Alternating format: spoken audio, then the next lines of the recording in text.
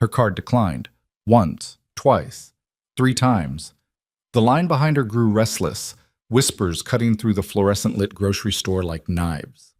Claire Monroe, CEO of one of Portland's most powerful development firms, stood frozen in humiliation, her carefully constructed world cracking open in front of strangers who saw only a woman who couldn't pay for groceries. Then a quiet voice broke through the shame. "Let me get this." She turned to find a man in worn jeans, a little girl clutching his hand, eyes that held no judgment, only kindness she hadn't earned. What followed would shatter everything she thought she knew about worth, love, and what it means to build a life that matters. If you've ever felt invisible, underestimated, or wondered if one small act of kindness could change everything, stay with me until the end. Comment below with the city you're watching from and hit that like button so I can see how far this story travels. The rain fell in steady sheets against the wide windows of Morrison's Market, blurring the Portland skyline into abstract streaks of gray and amber.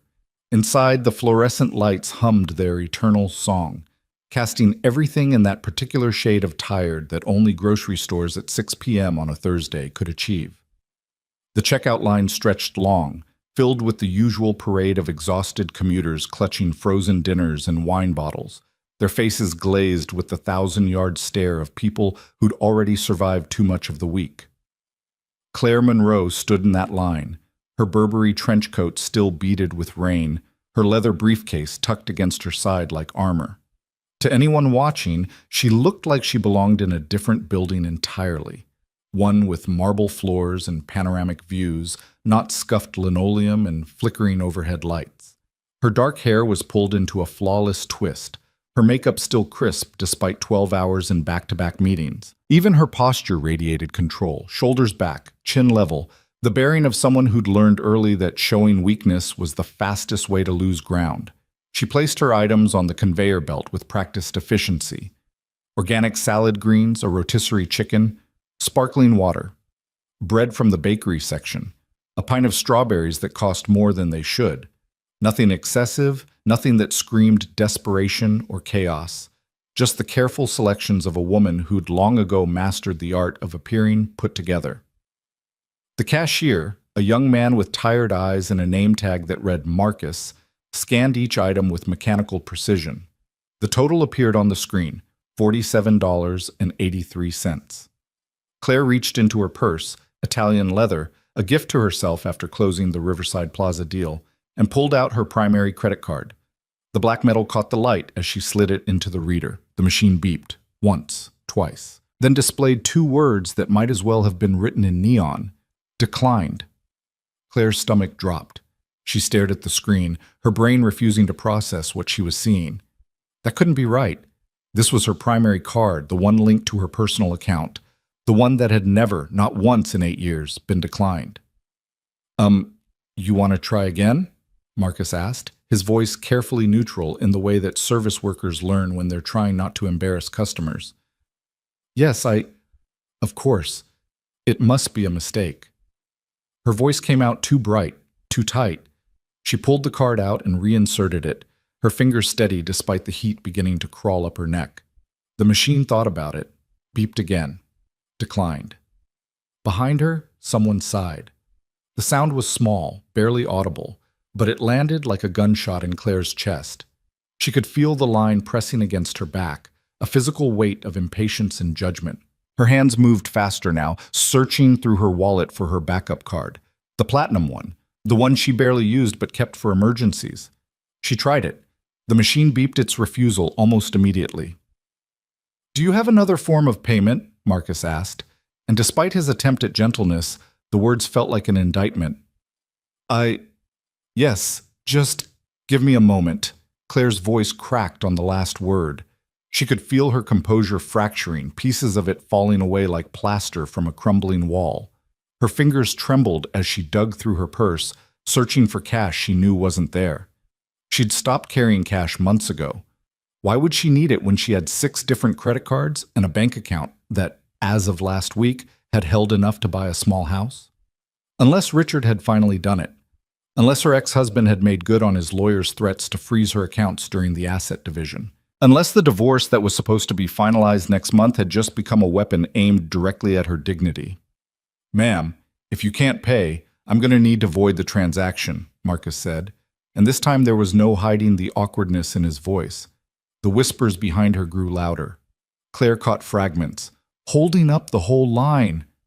Probably one of those people who live beyond their means. Designer coat, but can't afford groceries. Shame flooded through her, hot and acidic. This was Claire Monroe, CEO of Monroe Development Group, the woman who'd turned a failing commercial real estate firm into a powerhouse that had reshaped Portland's skyline. She'd given speeches at industry conferences. She'd been profiled in Portland Business Journal. She'd shaken hands with the mayor at ribbon-cutting ceremonies, and now she couldn't buy a rotisserie chicken. "I'm so sorry," she whispered, hating how small her voice sounded. "I don't understand what's happening. These cards they've never—" "Hey, Marcus." The voice came from behind her, quiet but clear. "Let me get this." Claire spun around, her heart hammering. The man standing there looked nothing like the polished executive she usually encountered. He was maybe late 30s, tall and broad-shouldered in the way that suggested physical work rather than gym memberships. His jeans were faded, his jacket a practical canvas thing with worn cuffs. Dark hair, slightly too long, curled against his collar. But it was his eyes that stopped her, warm brown, direct without being aggressive, and holding an expression she couldn't immediately name. Beside him stood a little girl, maybe 6 or 7, with tangled blonde hair and enormous blue eyes. She clutched a stuffed elephant that had clearly seen better days, its gray fabric faded to almost white in places. The child was staring up at Claire with the unfiltered curiosity that only young children possess, taking in every detail without judgment or pretense. "Oh, no, I couldn't possibly," Claire stammered, her face burning. This was somehow worse than the declined cards. Charity from a stranger, from someone who clearly had less than she did, who should be saving his money for his own groceries, his own daughter. "It's okay," the man said, already moving past her to the card reader. His movements were unhurried, calm, as if this was the most natural thing in the world. "Everyone has days like this. Technology fails. Banks make mistakes." He slid his own card, a simple blue debit card, nothing fancy, into the machine. "Really, I can't accept. My cards must be malfunctioning. I just need to call my bank." "Already done," he said as the machine approved his payment with a cheerful beep. He nodded to Marcus, who'd been watching the exchange with barely concealed relief. "We're good. Marcus quickly bagged Claire's groceries, his movements faster now, eager to move past the awkwardness. Claire stood frozen, her mind struggling to catch up with what had just happened. The man was already gathering the bags, handing them to her with the same calm efficiency he'd shown in paying. "Wait," she managed, finding her voice. "Please, I need to pay you back. I can Venmo you, or—" "No need." His smile was small, genuine, reaching those warm eyes. "Just pay it forward sometime. When you see someone who needs help, help them. That's payment enough." "But I don't even know your name." "Ethan," he said. Then he gestured to the little girl. "And this is Lily. Say hi, sweetheart." "Hi," Lily whispered, suddenly shy. She pressed closer to her father's leg, though her eyes never left Claire. "I'm Claire," she said automatically, though it felt absurd to be introducing herself in a grocery checkout line to a man who just rescued her from complete humiliation. "I really don't know how to thank you." "You just did." Ethan shifted the bags in his arms. His own groceries, she realized. Just a few items. "Come on, Lilypad. We've got to get home before the rain gets worse." "Daddy, your jacket's getting wet," Lily observed, tugging at his sleeve. "It'll dry. It always does." He looked back at Claire one more time, that same quiet smile. "Take care, Claire, and don't be too hard on yourself. We all have rough days." Then they were moving toward the door, Ethan's hand resting gently on his daughter's shoulder, Lily's elephant dragging slightly on the floor. Claire watched them go, her arms full of grocery bags she hadn't paid for, her heart doing something strange and uncomfortable in her chest. The bell above the door chimed as they pushed out into the rain. Through the window, she could see Ethan shrug out of his jacket and hold it over Lily's head as they hurried toward an older sedan in the parking lot. The jacket was getting soaked, she realized. He was getting soaked, but his daughter stayed dry beneath that makeshift shelter. "That's Ethan for you," Marcus said, startling her. He was smiling now, the tension from earlier completely gone. "He does that kind of thing. Helped my mom when her card got declined last month. Paid for some kid's birthday cake when the dad's check bounced. That's how he is." "He works here?" Claire asked, something clicking in her mind. "Sometimes, fills in on weekends, helps with inventory. Real jobs over at Parkside Market on Division. Been there a few years now." Marcus started scanning the next customer's items. "Good guy. Really good guy." Claire nodded mechanically and walked toward the door in a daze. The rain hit her the moment she stepped outside, cold and sharp, but she barely noticed. She stood there on the sidewalk, watching the taillights of Ethan's sedan disappear into the gray evening, her expensive coat getting soaked, her carefully styled hair beginning to frizz. "Pay it forward." The words circled in her mind as she finally moved toward her own car, a sleek BMW parked in the covered section, because of course she'd taken the good spot while Ethan had parked in the rain. She set the groceries in the passenger seat and sat behind the wheel, not starting the engine, just staring at the rain streaming down the windshield. When was the last time someone had helped her without wanting something in return? When was the last time someone had seen her struggling and just stepped in? In her world, every favor came with strings attached. Every kindness was currency to be traded later. Every gesture of support was really just an investment in future leverage. But Ethan hadn't wanted anything, hadn't even wanted his money back. Just pay it forward, help someone else when they needed it. Claire pulled out her phone with shaking hands and opened her banking app. The moment it loaded, she understood. Large portions of her accounts had been frozen that afternoon, pending the final divorce settlement. Richard's lawyers had moved faster than hers had anticipated. She had access to maybe $2,000 until the legal team could unfreeze everything, probably by Monday, if she called in enough favors. $2,000. She was worth millions on paper, but right now she had less accessible cash than a minimum wage worker. The irony wasn't lost on her, neither was the humiliation. But beneath both of those feelings, something else stirred. Something warm and uncomfortable and entirely unfamiliar. Gratitude.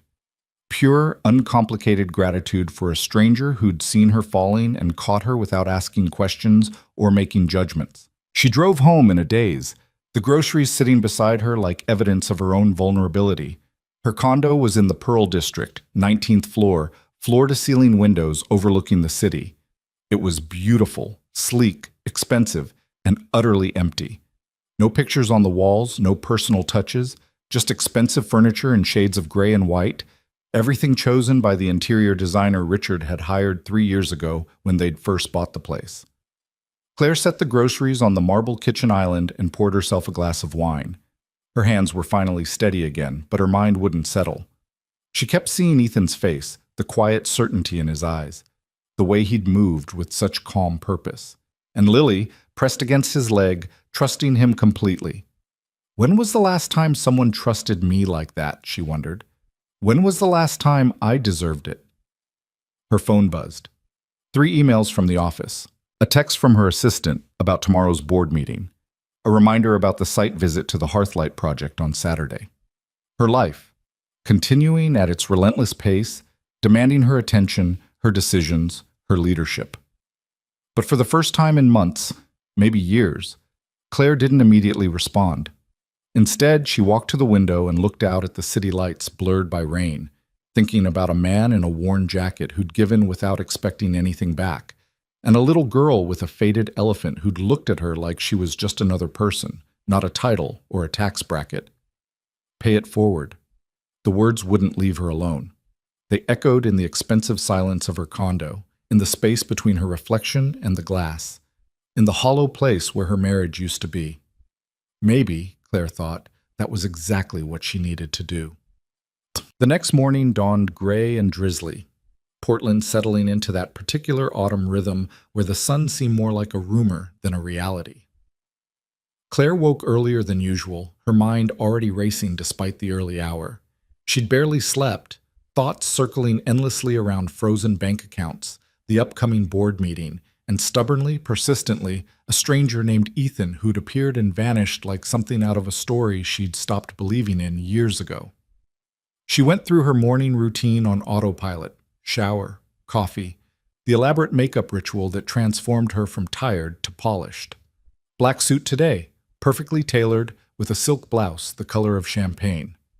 Armor for the boardroom, where she'd need to defend the Hearthlight project from men who measured everything in quarterly returns and never thought about the families who'd actually live in the buildings they approved.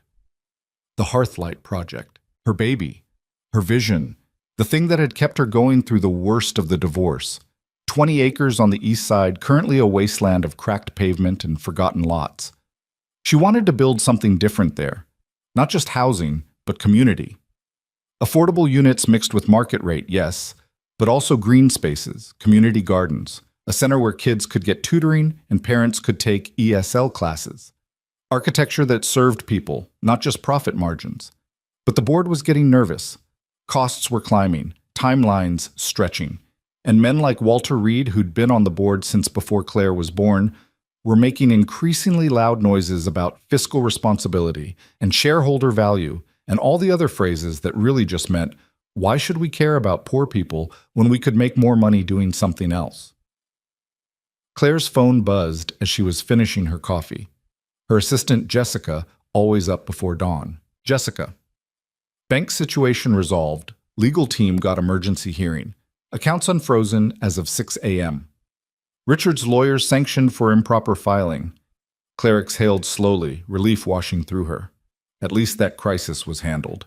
She typed back a quick thank you and made a mental note to send Jessica something nice. Maybe those concert tickets she'd mentioned wanting. But even as relief settled in, something else nagged at her. The cards would work now. The humiliation was over. She could go back to Morrison's Market, find Marcus, ask about Ethan, track him down and pay him back properly. Except she remembered the look in his eyes when he'd said, just pay it forward.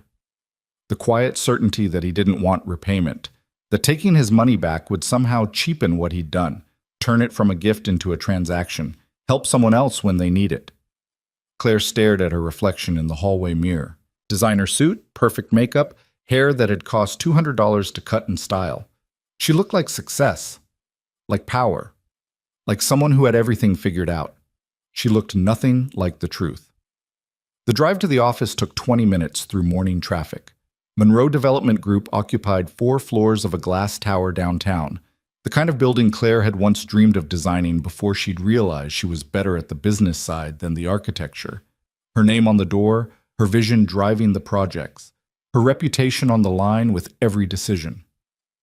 The Monday morning executive meeting started at 8:30 sharp. Claire walked in to find her senior team already assembled. Marcus Chen, CFO, with his ever-present tablet and worried expression. Patricia Okoye, head of construction, built like she could personally pour concrete if needed.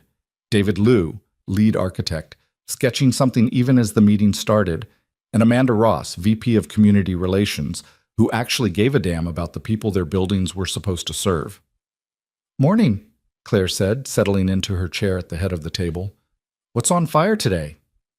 "Hearthlight," Marcus said immediately, not even trying to soften it. "The board wants a full cost analysis before Saturday's site visit. Walter's been making calls, rallying votes. He's going to push for major cuts." "What kind of cuts?" Claire asked, though she already knew. She could see it in Marcus's carefully neutral expression. Patricia jumped in. "Community center, gardens, the affordable units. He wants to flip it to a standard mixed-use development. More commercial space, fewer residential units, higher price point. So basically gut everything that makes it worth doing." Claire's voice was flat. "Basically," Amanda confirmed. "He's been talking to Peterson and Jameson. They're worried about the timeline. If we can't break ground by spring, they want to pivot to something more conventional." David looked up from his sketching. "The community elements are what make the design work. Remove those and we're just building another soulless box. We might as well sell the land and let someone else do it." "That's probably what Walter wants," Patricia muttered. Claire stood and walked to the window, looking out at the city spread below. Somewhere out there, families were struggling to find housing they could afford. Kids were growing up without safe places to play. Parents were working 2 jobs and still couldn't make rent. The Hearthlight project was supposed to be different. It was supposed to matter. Schedule a site visit for me, she said abruptly, before Saturday. I want to walk the property, see it again with fresh eyes, and get me everything we have on Parkside Market. Her team exchanged glances. The grocery store? Marcus asked carefully. Yes. They've been in the neighborhood for what, 15 years? They're exactly the kind of business we want as community partners. I want to understand how they've survived when so many others haven't. It wasn't a lie exactly, just not the whole truth. I can set something up, Amanda offered. They're actually one of our potential community partners already. Good reputation, deep neighborhood roots. Perfect. Make it happen. Claire turned back to her team. And Marcus? Tell Walter I'll have his cost analysis ready for Saturday, with alternatives that preserve the community elements. Claire, I'm not sure the numbers. Find a way to make the numbers work. That's what we do, isn't it? Find solutions, not excuses. The meeting continued, but Claire's mind was already elsewhere. By the time her team filed out, she'd made a decision that probably qualified as either brilliant or completely unhinged. She was going to find Ethan. Not to pay him back, that would miss the point entirely, but to understand how someone who clearly had less than she did could move through the world with such easy generosity. How a grocery store employee could make her feel more seen in 5 minutes than her ex-husband had in 5 years. And maybe, just maybe, to figure out what pay it forward actually looked like when you were used to negotiating, not giving. What?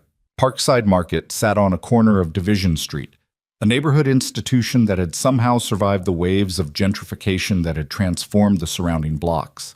The building was old but well-maintained, its brick facade painted a cheerful green, windows full of hand-drawn signs advertising sales and community events.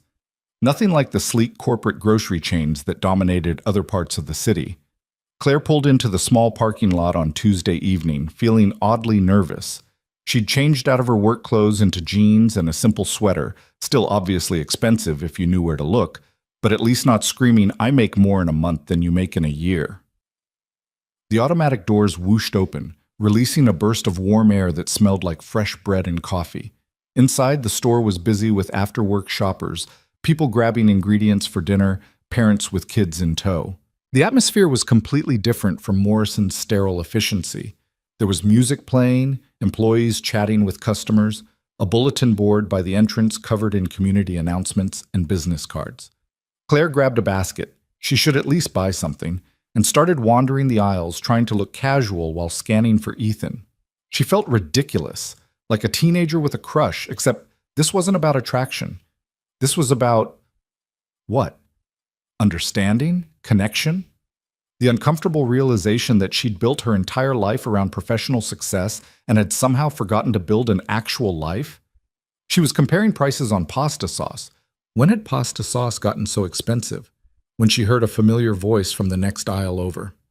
"Mrs. Chen, you know you can call me anytime if the delivery's too heavy. I can bring it up to your apartment. It's no trouble." Claire froze, her heart doing that strange, uncomfortable thing again. She moved quietly to the end of the aisle and peered around the corner. Ethan stood with an elderly Asian woman who barely came up to his shoulder. He was wearing the store's green apron over jeans and a flannel shirt, his name tag pinned neatly over his heart. His hair was slightly messy, like he'd been running his hands through it, and there was a smudge of something, flour, on his jaw. He looked tired but attentive, genuinely focused on what the woman was saying. "My grandson usually helps," Mrs. Chen was explaining in accented English. "But he's at college now. I manage, but the rice bags—" "I'll bring your next order up personally," Ethan promised. "Thursday afternoon work for you? I'm off at 3. "You're too kind. Your wife must be very lucky." Something flickered across Ethan's face, there and gone so fast Claire almost missed it. "No wife, Mrs. Chen, just me and Lily, but we manage just fine." Widower?" The older woman's voice softened. "I'm sorry. I know how hard it is." "Thank you. It's been 3 years now. We're okay." He squeezed Mrs. Chen's shoulder gently. "Let me know if you need anything else." Claire stepped back quickly as they parted ways, her mind racing. Widower, single father, working at a grocery store despite what had Marcus at Morrison said, filling in on weekends, helping with inventory. This was his real job, not a side gig. She waited until Mrs. Chen had moved on, then took a breath and stepped around the corner as if she'd just happened to arrive. "Ethan?" He looked up, surprise flashing across his face, followed by recognition and something that might have been pleasure. "Claire, I didn't expect to... Are you following me?" The words were teasing, light, but his eyes were sharp. "No, I mean..." Claire felt her face heat. "I live in the neighborhood, sort of. Close enough. I wanted to... I owe you money." "No, you don't." He said it firmly but kindly, the way you'd correct a child who'd gotten something wrong. "I told you, pay it forward. That's all. My cards work now. It was just a banking issue. I can pay you back properly. And I can properly decline." He started straightening boxes of pasta on the shelf they were standing beside, his movements efficient and practiced. "How are you doing? Everything sorted out?" "Yes, Claire hesitated. How much should she tell him? That her ex-husband had frozen her accounts out of spite? That she was a CEO who'd been temporarily too broke to buy groceries? It was a complicated situation. But yes, it's resolved. "Good. I'm glad." He moved to the next section, and Claire found herself following, her basket still empty except for the pasta sauce she'd been using as a prop. "Can I at least buy you coffee or something, as a thank you?" Ethan paused, considering her with those warm brown eyes that seemed to see more than she was comfortable with. "I get off at 8. There's a place 2 blocks down that stays open late. Mama Lou's, you know it?" "I'll find it." "Bring Lily," he added. "Fair warning, though, she'll talk your ear off about her art class if you let her." Claire smiled, surprised by how much she wanted to meet the little girl again. "I'll take that risk." Mama Lou's turned out to be a tiny Vietnamese restaurant squeezed between a laundromat and a vintage clothing store. The kind of place Claire would have driven past 1,000 times without noticing, but that clearly held deep neighborhood importance based on how many people called out greetings when Ethan walked in with Lily's hand in his. They found a booth in the back, worn vinyl seats patched with duct tape in places. Lily immediately claimed the spot next to Claire, setting her stuffed elephant on the table between them. "This is Mr. Trunk," she announced solemnly. "He's been everywhere with me since..." She paused, glancing at her father. "Since your mom gave him to you," Ethan finished gently. "It's okay to talk about her, Lily Pad." "Since my mom gave him to me," Lily repeated, her small hand resting on the elephant's head. "She said elephants never forget, so Mr. Trunk would help me remember her." Claire's throat tightened. "That's beautiful," she managed. "Do you have kids?" Lily asked with the directness of children. No. The word felt heavier than it should. She and Richard had talked about it early on, but there had always been another deal to close, another project to launch. And then it had been too late, the marriage too hollow to bring a child into. "Oh." Lily seemed to accept this as just another fact about the world. "Daddy says some people have kids, and some people have other important things. He says both are okay." "Your daddy sounds very wise." "He is," Lily agreed seriously. "He knows about buildings and stars and how to make really good pancakes." Ethan laughed, a sound that transformed his whole face. High praise. "Though I should clarify that my pancakes are merely adequate." "They're the best," Lily insisted. She turned to Claire. "Do you like pancakes?" "I do, though I'm terrible at making them." "Daddy could teach you. He teaches lots of people things." A waitress appeared, Mama Lou herself, based on how she greeted Ethan and Lily like family. They ordered without looking at menus. Pho for Ethan, spring rolls and rice for Lily, and on Ethan's recommendation, bun cha for Claire. As they waited for food, Claire found herself studying the dynamic between father and daughter. The easy affection, the way Lily unconsciously leaned against Ethan's arm while she colored on her paper placemat, the way he absently smoothed her hair when she got frustrated with her drawing. There was grief there. She could see it in the careful way they talked about Lily's mother, in the slight shadow that crossed Ethan's face when the subject came up. But there was also something whole and healthy, a relationship built on honest love rather than obligation or expectation. "So," Ethan said once Lily was absorbed in her coloring, "you said you live in the neighborhood." "Pearl District," Claire admitted. "So, adjacent to the neighborhood." His mouth quirked. "Ah, The fancy part. Yes, it's fancy. She felt oddly embarrassed about it. I bought it with my ex-husband a few years ago. I keep meaning to move somewhere with more character. But you haven't. But I haven't. Claire traced the pattern on her water glass. Inertia, I guess. It's easier to stay than to figure out where I'd rather be. I know that feeling. Ethan shifted so Lily could reach the crayon box more easily. After Sarah died, my wife, I stayed in our apartment for almost a year. Every corner had memories. It hurt to be there, but it hurt worse to think about leaving her behind. What changed? Lily. He glanced at his daughter, who was now drawing what appeared to be a purple cat. She asked me one day if we could find a place that felt like ours, not just like the place where Mommy used to be. Kids are wiser than we give them credit for. The food arrived, and conversation paused while they ate. Claire was surprised by how good everything was, how the complex flavors seemed to wake up taste buds she'd forgotten she had. She'd been eating expensive restaurant meals for years, but this felt different, more real somehow. "Daddy," Lily said around a mouthful of rice, "can Claire come to the garden day on Saturday?" "Lily, manners. And we don't know if Claire has other plans." "Garden day?" Claire asked, genuinely curious. "The Hearthlight Project," Ethan explained, and Claire's heart skipped. "There's a community garden that some volunteers started on part of the property. First Saturday of every month, people come to help maintain it, plant new things. It's become a neighborhood thing." He smiled slightly. "I designed it, actually, or the bones of it, anyway. The community filled in the details." Claire's mind raced. He'd designed it? Part of her project? "I'd love to come," she said, meaning it completely. "Really?" Lily's face lit up. "We could show you all the plants. And the fountain Daddy helped build, and there's going to be new flowers that Mr. Rodriguez is bringing from his nursery." "Sounds perfect," Claire said, her eyes on Ethan. "What time?" 9 to noon, usually, though some folks stay later. Bring gloves if you have them, and expect to get dirty." He paused. "You sure? It's not exactly a Pearl District kind of activity." "Maybe that's exactly what I need," Claire said quietly.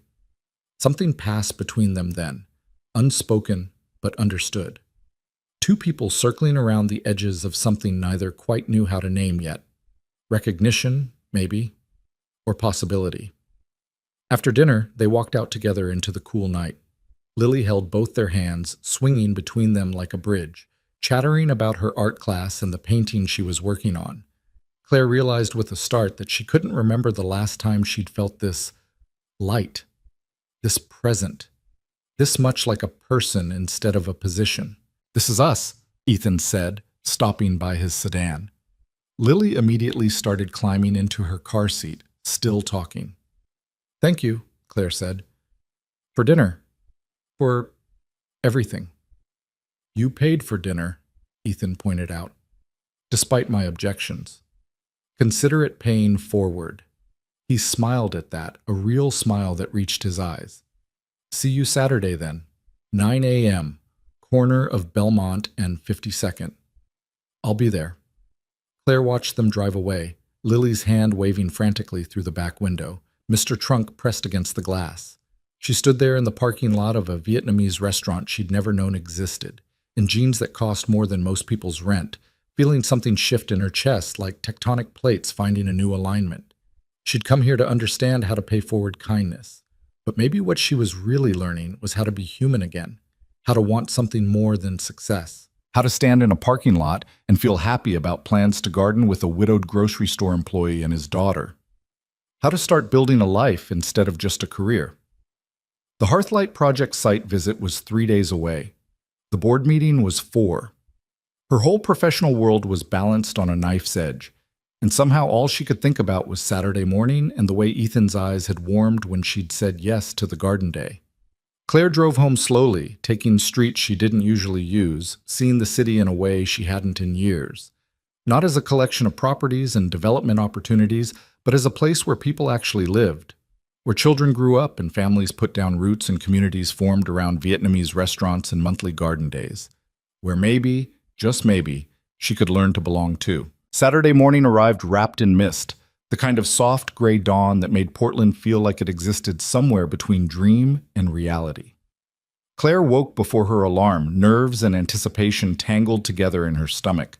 She stood in her walk-in closet for an embarrassingly long time, staring at rows of designer suits and silk blouses, before finally pulling on old jeans she'd forgotten she owned and a faded university sweatshirt that had somehow survived a decade of closet purges. In the mirror, she looked younger, softer, more like the woman she'd been before ambition had filed down all her edges into something sharp and professional. The drive to the Hearthlight site took 15 minutes through empty weekend streets. As she turned onto Belmont, the property came into view. 20 acres of potential wrapped in chain-link fencing, most of it still vacant and waiting. But in the northeast corner, she could see movement, color, life. Claire parked on the street and walked toward the gathering, her new gardening gloves stiff in her hands. The community garden had transformed what used to be cracked asphalt into something verdant and alive. Raised beds marched in neat rows, some already bursting with late-season vegetables, others freshly turned and waiting for winter crops.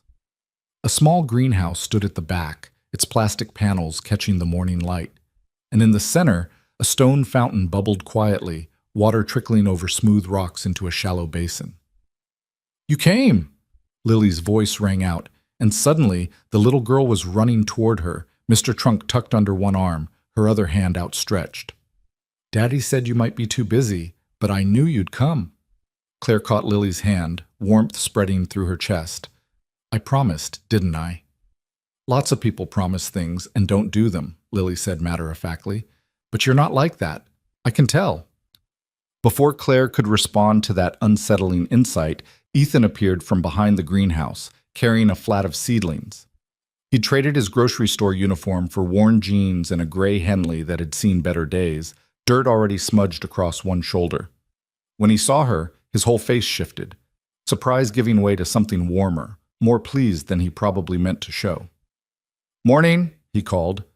"Fair warning, we put the newcomers on weeding duty. Hope that's okay." "I'll try not to embarrass myself," Claire said, accepting the hand trowel he offered. "Oh, you will absolutely embarrass yourself," a woman's voice cut in, amused and knowing. Claire turned to find a black woman in her 60s, built solid as an oak, dirt already caked under her fingernails. "First-timers always do. I'm Dorothy Washington. I run the community center 3 blocks down, and I know soft hands when I see them." Claire looked down at her admittedly soft hands, then back up at Dorothy's knowing smile. "That obvious?" "Honey, you're wearing jeans that cost more than my mortgage payment, but that's okay.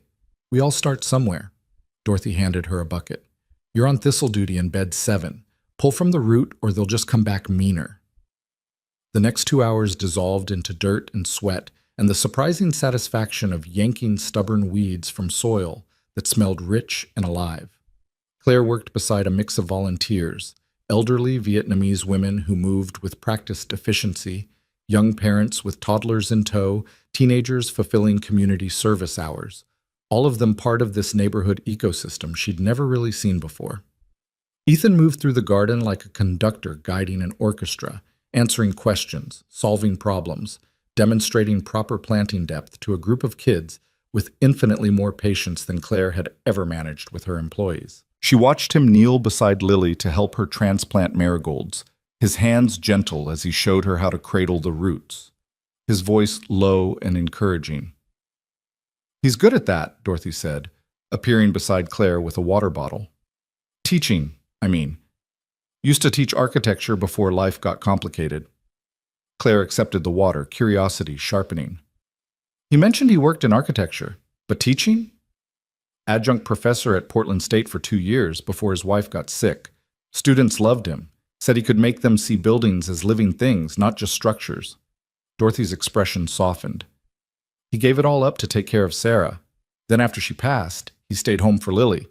Man's got his priorities straight, even if it cost him his career." The words settled over Claire like a weight.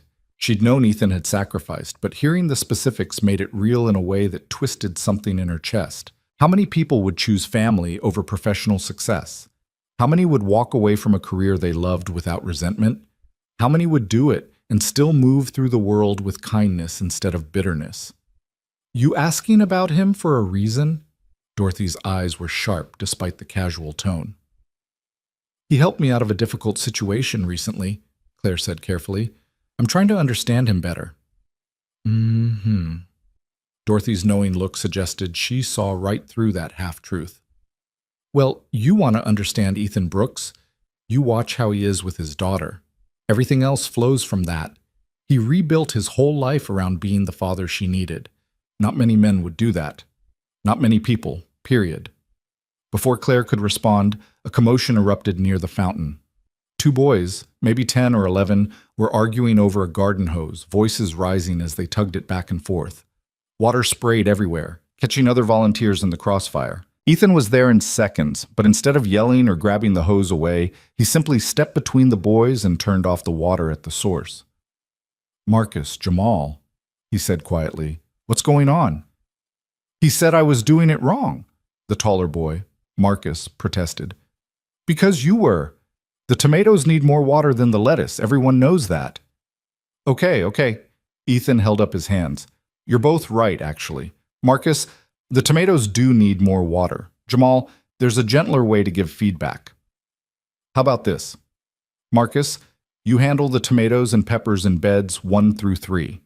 Jamal, you take the greens in 4 and 5. I'll check both sections in 20 minutes, and we'll see who does better. Deal?" The boys looked at each other, tension deflating into something more competitive than combative. "Deal," they said in unison, already moving toward their assigned beds. "How did you do that?" Claire asked when Ethan returned to where she was working. He shrugged, grabbing his own trowel. "Kids don't usually want to fight. They just don't know how to communicate what they need. Give them structure and purpose, most problems solve themselves." He glanced at her, a smile playing at his mouth. Same principle works with architecture, actually. Good design anticipates conflict and redirects it into something productive. "Is that what you did here?" Claire gestured at the garden around them. "Anticipated conflict?" "Sort of. Community gardens fail when people feel territorial or excluded. So we built in abundance, more beds than we currently need, shared spaces between individual plots, communal areas for people who don't want their own section." He pointed toward a cluster of benches near the fountain. "Those sitting areas are positioned so parents can supervise kids in the play space while also being part of garden conversations. Everything's designed to encourage connection rather than division." Claire looked at the garden with new eyes, seeing the intentionality in every choice, the way paths curved to create natural gathering points, how the greenhouse was positioned to be accessible but not dominating, the fountain placed where its sound would carry but not overwhelm conversation. "This is brilliant," she said softly. "The whole layout, it's not just functional, it's thoughtful. Every element serves multiple purposes." Ethan's cheeks colored slightly. "It's just a garden." "No, it's not. It's community infrastructure disguised as a garden. It's exactly what—" She caught herself, the words exactly what Hearthlight needs dying on her tongue. She still hadn't told him about her connection to the project, and every hour that passed made that omission feel more like a lie. "What were you going to say?" Ethan asked, watching her with those perceptive eyes. "Just that it's exactly what neighborhoods like this need," Claire finished, the half-truth bitter on her tongue. "Spaces that bring people together." Before he could press further, Lily appeared with a flower crown made of dandelions and clover, which she solemnly placed on Claire's head. "Now you're the garden queen," she announced. "Queens have to help plant the new roses Mr. Rodriguez brought." Claire let herself be led away, grateful for the interruption, but increasingly uncomfortable with her own deception. This wasn't just about paying forward kindness anymore. She was learning from Ethan, absorbing his philosophy and approach, planning to apply it to a project he didn't even know she controlled.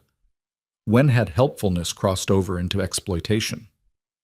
The planting lesson turned into an impromptu class with Mr. Rodriguez, a weathered man in his 70s with soil permanently embedded in the creases of his hands, explaining proper rose care with the passion of someone describing a religious experience. Claire found herself genuinely fascinated, taking mental notes about root depth and pH balance, concepts she'd approved in architectural plans without ever really understanding their practical application. "You're good at this," Ethan murmured, working beside her to dig a hole for one of the bushes. "Listening, I mean. Really listening. Most people hear instructions but don't absorb them. Force of habit, Claire admitted. My job requires a lot of listening. What do you do? The question was casual, curious, not probing. This was it, the moment to tell him the truth.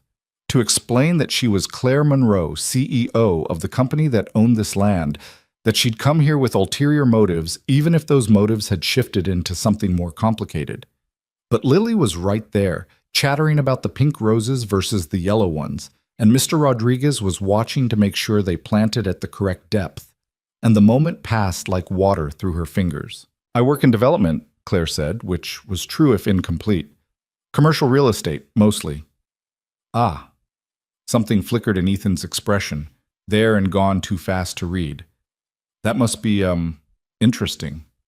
It can be, when it's done right. She patted soil around the rosebush, trying to match the care she'd seen Mr. Rodriguez demonstrate. When it's done wrong, it's just gentrification with better marketing. Sounds like you've seen both sides. I'm trying to. Claire sat back on her heels, looking at the garden stretched around them, at the volunteers working together, at Lily showing another little girl how to water without drowning the roots. I'm trying to remember why I got into this work in the first place, before it became about profit margins and quarterly returns. Ethan was quiet for a moment, his hands stilling in the dirt. I know that feeling, he said finally. When I was in architecture, I started out wanting to design spaces that improved lives. By the end, I was so caught up in deadlines and client demands that I'd forgotten what any of it was for. He looked at her directly, and she felt the weight of his attention like sunlight. Sometimes you have to lose everything to remember what matters. The words hung between them, heavy with meaning she wasn't sure she fully understood yet. Claire opened her mouth to respond, but Dorothy's voice called out across the garden. Lunch break, everyone! Potluck under the tent! The volunteers began migrating toward a canopy that had been set up near the greenhouse, tables beneath it groaning under the weight of food people had brought. Claire realized with a start that this was part of the monthly ritual too, the shared meal, the breaking of bread together. She'd brought nothing. The thought hadn't even occurred to her. Don't worry, Ethan said, reading her expression with unsettling accuracy. There's always more than enough. Dorothy makes sure of it. The meal was chaotic and wonderful, a collision of cultures and cooking styles that somehow worked. Vietnamese spring rolls next to Mexican tamales, soul food mac and cheese beside Ethiopian injera, everything offered freely and consumed with equal enthusiasm. Claire found herself wedged between Lily and a teenage girl named Aisha, who was telling an elaborate story about her chemistry teacher's unfortunate encounter with a Bunsen burner. This, Claire thought, accepting a plate that had been filled by at least 3 different people, was what community looked like. Not the sanitized version she'd pitched in boardrooms, but the messy, loud, generous reality of people who'd chosen to care about each other. Miss Claire, Lily said, tugging her sleeve, are you going to come back next month? Claire looked at Ethan, who was watching her with an expression she couldn't quite read. I'd like to, if that's okay. It's a public garden, he said, but his smile took any sting out of the words. Anyone who shows up and works is welcome. Then yes, Claire told Lily. I'll be back. The little girl beamed and immediately launched into planning which vegetables they should plant together next time. Her enthusiasm infectious enough that Claire found herself genuinely looking forward to it. When was the last time she'd committed to something with no professional benefit? When had she last done something simply because it felt good? As the afternoon wore on and volunteers began packing up, Claire helped fold tables and stack chairs, her muscles pleasantly sore in ways her gym workouts never achieved. She was loading folding chairs into Dorothy's truck when her phone buzzed insistently in her pocket. Jessica's name flashed on the screen. Claire hesitated, then stepped away from the group to answer. Jessica, everything okay? Define okay? Her assistant's voice was tight.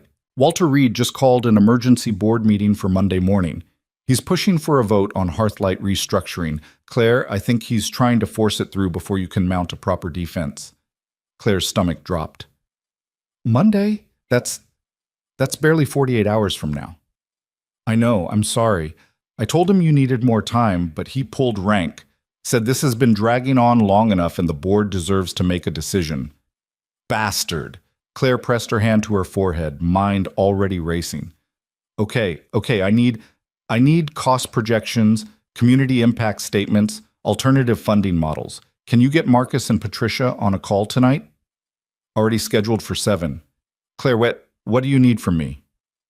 Everything you can find on successful community integrated developments. Case studies, financial outcomes, tenant satisfaction data.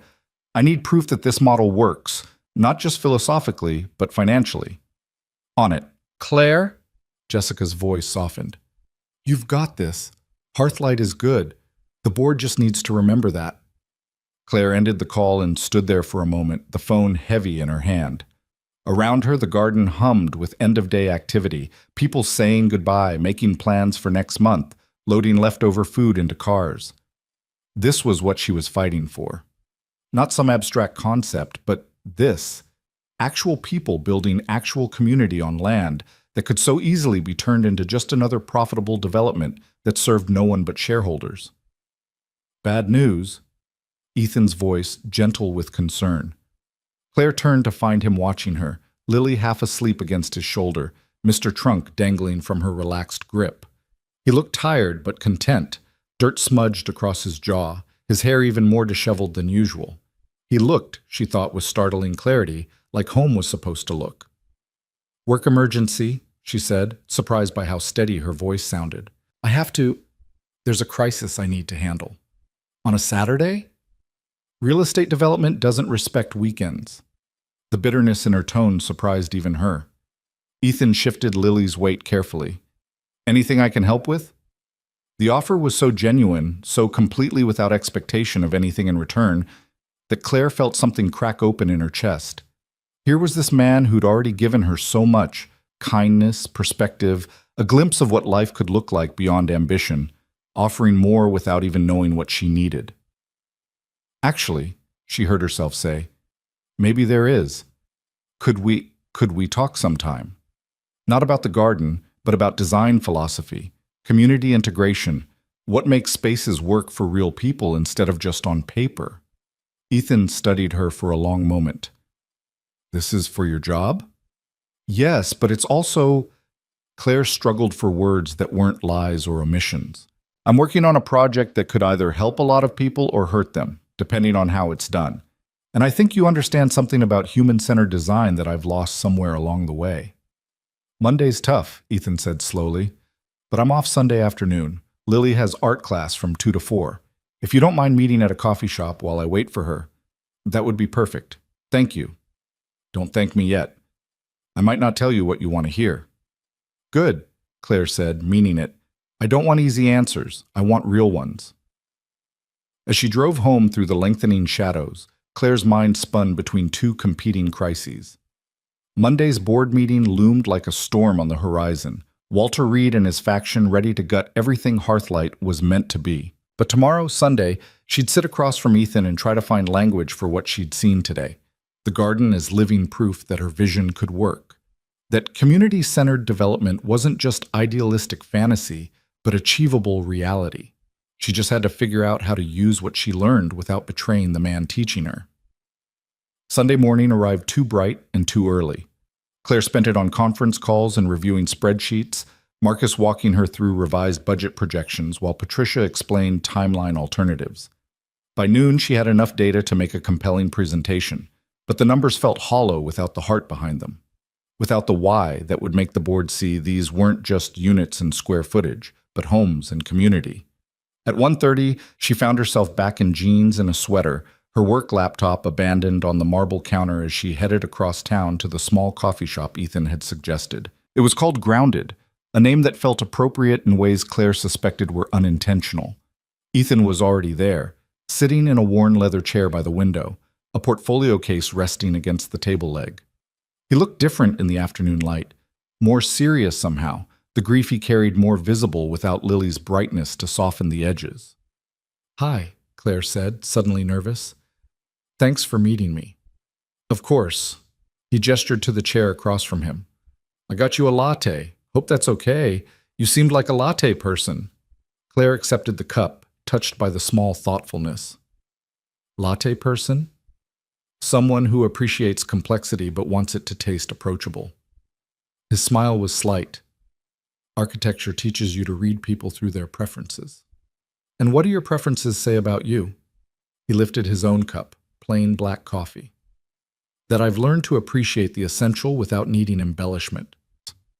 They sat in comfortable silence for a moment, sipping their drinks, watching pedestrians pass outside the window.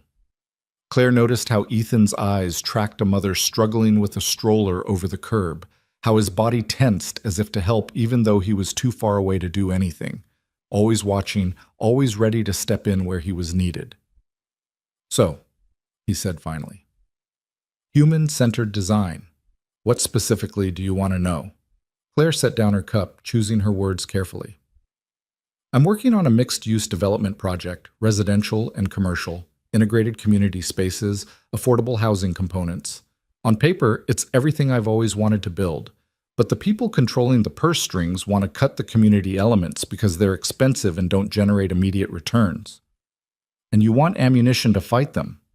I want to understand if I'm right to fight them, Claire corrected. Because maybe they have a point. Maybe I'm being naive, thinking you can build profitable developments that actually serve the people who live in them. Ethan leaned back, considering her. Can I ask you something first? Of course. Why does this project matter to you? Specifically, this one, enough that you're spending your weekend trying to save it. The question landed harder than she'd expected. Claire stared into her coffee, watching the foam dissolve into caramel-colored liquid. Because I'm tired of building monuments to wealth, she said finally. I got into this field because I thought architecture could change lives. That the spaces we create shape how people interact, how communities form, whether families thrive or just survive. But somewhere along the way, I forgot that. I started measuring success in profit margins and square footage instead of in lives actually improved. She looked up, meeting his eyes. This project is my chance to remember. To build something that matters, not just something that makes money. Ethan was quiet for a long moment, something shifting in his expression. Then he reached for the portfolio case and pulled out a leather folder, worn smooth at the corners. Can I show you something? He opened the folder to reveal architectural drawings, hand-sketched in careful detail, notes in the margins in neat print. Claire recognized the style immediately, preliminary design work, the kind architects did when they were still dreaming rather than drafting. This was my thesis project at Portland State, Ethan explained, turning pages slowly. A community center for a neighborhood not unlike the one where Hearthlight is going. Mixed-income housing integrated with shared spaces, community kitchen, study areas, childcare facilities, garden plots. The whole thing designed around the idea that architecture should facilitate connection, not isolate people into separate economic tiers. Claire leaned forward, studying the drawings with growing fascination. The design was elegant but unpretentious, every element serving multiple purposes, spaces flowing together in ways that felt organic rather than forced. It was exactly what she'd been trying to articulate for Hearthlight, but hadn't quite managed. This is incredible, she breathed. Did you build it? No. Something sad crossed his face. The project was theoretical, and then life happened. Sarah got sick, priorities changed. By the time I might have had the bandwidth to pursue it, the firm I worked for had moved on to more conventional projects. He touched one of the drawings gently, almost reverently. But I still think about it, what it could have been. It could still be something, Claire said impulsively. Design like this doesn't expire. The need for it just gets more urgent. Maybe. Ethan turned another page, revealing community garden layouts that looked remarkably similar to what they'd worked on yesterday. But good design without proper execution is just expensive fantasy. You need people who understand not just how to build structures, but how to build community. And that takes time, investment, genuine commitment from everyone involved. What if you had all that? Claire pressed. Time, investment, commitment. What would you do differently than conventional development? For the next hour, Ethan walked her through his philosophy, sketching modifications to his old designs as he talked. He explained how community kitchens could reduce individual living costs while creating natural gathering spaces. How integrated childcare facilities could serve double duty as educational centers and give working parents actual support. How rooftop gardens weren't just aesthetic choices, but food sources and climate control in places where elderly residents could supervise children playing below. Every suggestion was grounded in real human needs, backed by spatial reasoning that made Claire's developer brain light up with possibilities. This wasn't idealistic fantasy. This was practical, achievable innovation that could actually pencil out financially if implemented correctly. "You're thinking about money," Ethan observed, watching her face. "I'm thinking your ideas could save my project," Claire admitted. "If I can show the board that community elements actually reduce long-term costs while increasing tenant satisfaction and retention, they might listen." "Maybe." "Who's on your board?" "Mostly men who've been in commercial real estate since before I was born. They think in quarterly returns and don't trust anything that doesn't have 50 years of precedent." Ethan winced. Tough crowd. The toughest. Claire looked at the drawing spread between them, at the care and vision in every line. Could I possibly borrow these? Just to scan and return, I promise. They could make the difference between saving this project and watching it become another soulless money generator." He hesitated, his hand protective over the portfolio. These were clearly precious to him, artifacts from a life he'd left behind. She was asking for trust she hadn't earned, for help with a project she still hadn't fully explained. "Claire," he said slowly, "what exactly is this project you're working on?" This was it. The moment where she either came clean or compounded the lie through further omission. Claire opened her mouth, the truth right there on her tongue, when her phone buzzed with violent insistence. Jessica's name. She almost ignored it, but years of conditioning won out. "So sorry, I have to," she answered. "Jessica?" "Claire, thank God. Walter just moved the meeting up to tomorrow at 8 a.m. He's claiming scheduling conflicts, but I think he's trying to catch you unprepared. And he's distributed preliminary budget recommendations to the board that completely eliminate the community center and gardens." Claire felt the blood drain from her face. "He can't do that without a vote. He's framing them as suggestions pending tomorrow's approval. Claire, half the board is already indicating support. If we don't have something compelling by morning, Hearthlight is dead." "I'll be there in an hour." Claire ended the call, her hands shaking. When she looked up, Ethan was watching her with quiet concern. "That sounded bad." "It's my project, the development I was telling you about. They're trying to kill it tomorrow morning." "Tomorrow?" Ethan's eyes widened. "Claire, you can't possibly prepare a full counterproposal in that time." "I have to try." She started gathering her things, mind already racing ahead to what she needed.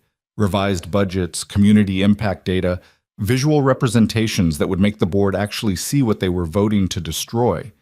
Visual representations like the drawings spread on the table between them. She stopped, looking at Ethan, at the portfolio he still held protectively. Asking felt wrong, but so did giving up without trying. "I know I have no right to ask this," she said quietly, "but could I borrow your thesis designs? Just for the presentation. I'll give them back tomorrow afternoon, I swear. They could help save something that matters." Ethan studied her for a long moment, and Claire could see him weighing trust against instinct, generosity against self-protection. Finally, slowly, he closed the portfolio and slid it across the table. "Bring them back intact," he said. "And Claire, whatever you're fighting for tomorrow, I hope it's worth it." "It is," she promised, clutching the portfolio like a lifeline. "I'll explain everything when this is over. I owe you that. I owe you a lot more than that." She was halfway to the door when his voice stopped her. "Claire?" She turned back. "Good luck," he said simply. "And if they don't listen, if they choose profit over people, walk away. Your integrity is worth more than any project."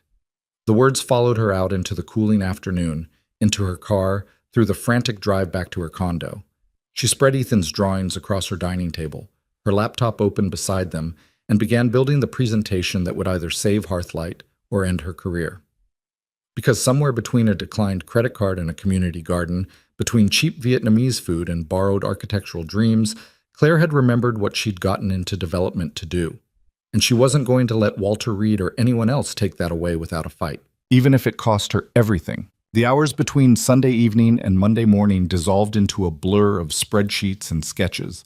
coffee that went cold before she could finish it, and the growing certainty that she was about to walk into a battle she might not win.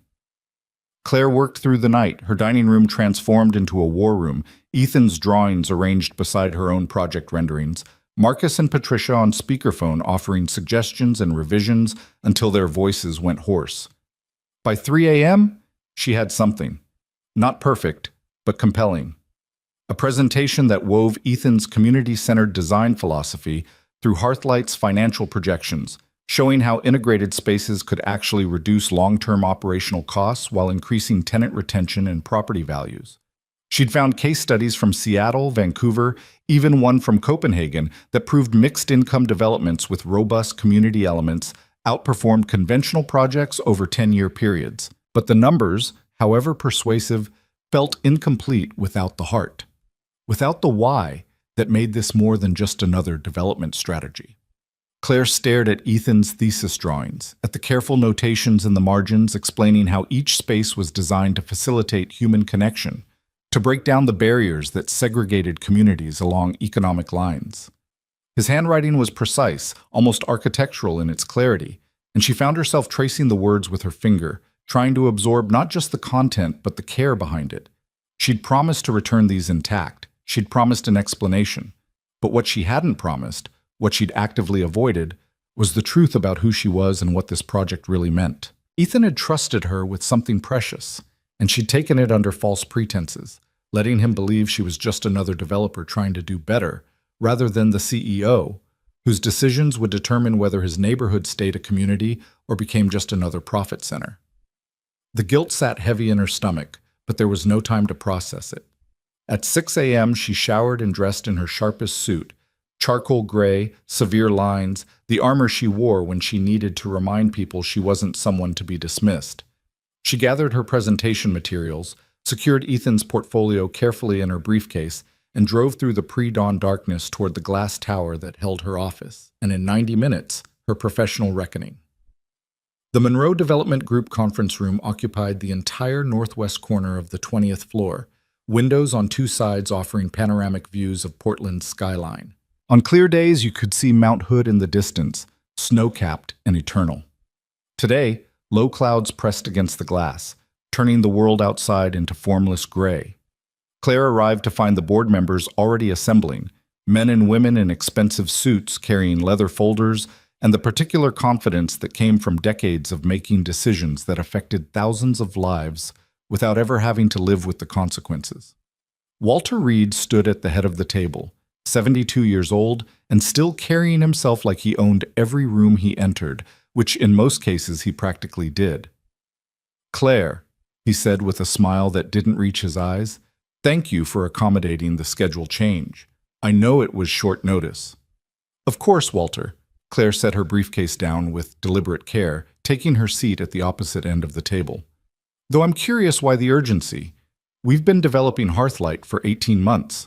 What changed in the last 48 hours? "Fiscal responsibility," Walter replied smoothly. "The quarterly reports show we're overextended on several projects. The board feels it's time to make some strategic adjustments to ensure shareholder value." Translation: the board, or at least Walter's faction of it, wanted to cut anything that didn't promise immediate returns, and Hearthlight's community elements were first on the chopping block. The other board members settled into their seats. Patricia Chen, the only other woman on the board and one of Claire's few consistent allies. James Kowalski, who'd made his fortune in strip malls and saw all development through that lens. Linda Martinez, whose real estate empire was built on luxury condos and had little patience for affordable housing. Robert Park, Michael O'Brien, Sandra Whitmore, all variations on the same theme of pragmatic capitalism, untroubled by questions of social responsibility. "Shall we begin?" Walter said, not waiting for agreement before pulling up his presentation on the main screen. "I've prepared a revised budget proposal for the Hearthlight project that addresses our current financial concerns while maintaining the project's core profitability." What followed was a systematic dismantling of everything Claire had fought to preserve. Walter's slides showed the community center eliminated, replaced by additional commercial retail space. The gardens and green spaces reduced to minimal landscaping required by zoning. The affordable housing units cut by 60%. The remaining inventory repositioned as market rate with premium finishes. These modifications, Walter explained with the calm authority of someone who'd never doubted his own correctness, reduced development costs by 32%, while increasing projected returns by 18%. We maintain the Hearthlight brand identity while delivering the financial performance our shareholders expect. You've maintained the name, Claire said quietly, but gutted the mission. What you're describing isn't Hearthlight anymore. It's just another generic development that happens to occupy the same land. Claire, I understand you're emotionally invested in the original vision, Walter said with practiced sympathy that made her skin crawl. But emotion doesn't pay dividends. The market has shifted since we initiated this project. We need to shift with it or risk significant losses. The market hasn't shifted that dramatically, Patricia interjected, her first contribution to the discussion. Demand for affordable housing is higher than ever. Our waiting lists for similar properties are months long. Affordable housing that operates at minimal margins, James countered. We're a development company, not a charity. We're a company that claims to build communities, Claire said, her voice sharper than she intended. That was our brand positioning when I took over as CEO. Building spaces that serve real people, not just maximizing square footage. Or have we abandoned that entirely? The temperature in the room dropped several degrees. Walter's expression hardened. No one is suggesting we abandon our values, Claire. We're suggesting we balance them with fiscal reality, something you seem to have difficulty with lately. The implication hung in the air that Claire was too idealistic, too emotional, too female to make the hard decisions that business required. She'd faced variations of this dismissal her entire career. The suggestion that caring about anything beyond profit was weakness rather than strength. If we could review the actual proposal, Claire said, forcing calm into her voice, I've prepared alternative modifications that address cost concerns while preserving the community elements that make this project worthwhile. She pulled up her presentation and for the next 30 minutes walked the board through revised budgets that incorporated Ethan's design innovations. Community kitchens that reduced individual unit costs. Integrated childcare facilities that could generate revenue while serving residents. Rooftop gardens that provided food, recreation, and climate control. Every suggestion backed by data, by case studies, by financial projections that showed long-term value, even if short-term costs were higher. But it was when she showed Ethan's drawings, the thesis project reimagined for Hearthlight's specific site, that she felt the energy in the room shift. The designs were beautiful, elegant in their functionality, and they made the vision tangible in ways her spreadsheets never could. She watched board members lean forward, actually seeing for the first time what Hearthlight could be, rather than just what it would cost. These designs, Linda said slowly, where did you source them? A local architect, Claire replied, keeping her voice neutral. Someone with extensive experience in community-integrated development. And they're available to consult on the project, Patricia asked, genuine interest in her tone. Claire hesitated. She hadn't asked Ethan that, hadn't even told him this was her project, let alone that she was using his work to defend it. That would need to be negotiated, she said carefully. Walter was studying the drawings with narrowed eyes, and Claire could see him searching for weaknesses, for arguments against what was clearly compelling work. These are theoretical designs, he said finally. Beautiful, certainly, but unproven in actual implementation. We'd be taking enormous risk betting on concepts that have never been built. The architect in question was lead designer on the Horizon Plaza project, Claire said, the words out before she could stop them. Community integration elements that are still cited as industry best practice 5 years later. That got attention. Horizon Plaza was legendary in development circles, a project that had somehow managed to be both commercially successful and genuinely beneficial to its surrounding neighborhood. If this mystery architect had been part of that team, their credibility was unquestionable. Who is this person? James asked. Why aren't they working with a major firm anymore? Personal circumstances required a career change, Claire said, protective instinct rising.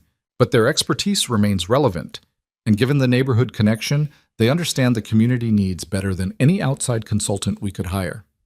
I want a name, Walter demanded. If we're basing project modifications on someone's designs, we need to know who they are. Claire's mind raced. Giving Ethan's name would lead to questions she couldn't answer without revealing she'd been operating under false pretenses. But refusing to identify him would undermine her entire argument. She was saved by Patricia, who cleared her throat and spoke with quiet authority. I move that we table Walter's proposal pending further analysis of Claire's alternative modifications. These designs merit serious consideration, and making a hasty decision could cost us the opportunity to build something genuinely innovative. Seconded, Linda said, surprising everyone, including herself. Walter's jaw tightened. This is exactly the kind of delay that's plaguing this project. We need decisive action, not endless deliberation. We need informed action, Patricia countered. Claire, how long would you need to develop a complete implementation plan based on these designs, including contractor estimates and revised timelines? 2 weeks, Claire said, knowing she was buying time she might not be able to use productively. I can have comprehensive proposals ready for the next board meeting. That's acceptable, Patricia said. All in favor of postponing the vote? The vote split 5-4, with Patricia's motion barely passing. It wasn't a victory, but it was a reprieve. 2 weeks to turn Ethan's theoretical designs into concrete plans. 2 weeks to find contractors willing to work within revised budgets. 2 weeks to somehow explain to Ethan that she'd taken his trust and used it to defend a project she'd never told him she controlled. As the board members filed out, Walter paused beside Claire's chair. You're fighting hard for this, he observed. I hope you remember that noble failures are still failures. They just hurt more on the way down. And I hope you remember, Claire replied quietly, that some things are worth fighting for even when the odds are against you. That's called integrity, Walter. You should try it sometime. His face flushed, but he said nothing, just walked out with his shoulders rigid. Claire waited until the room emptied before letting herself slump in her chair, the adrenaline that had carried her through the presentation draining away and leaving exhaustion in its wake.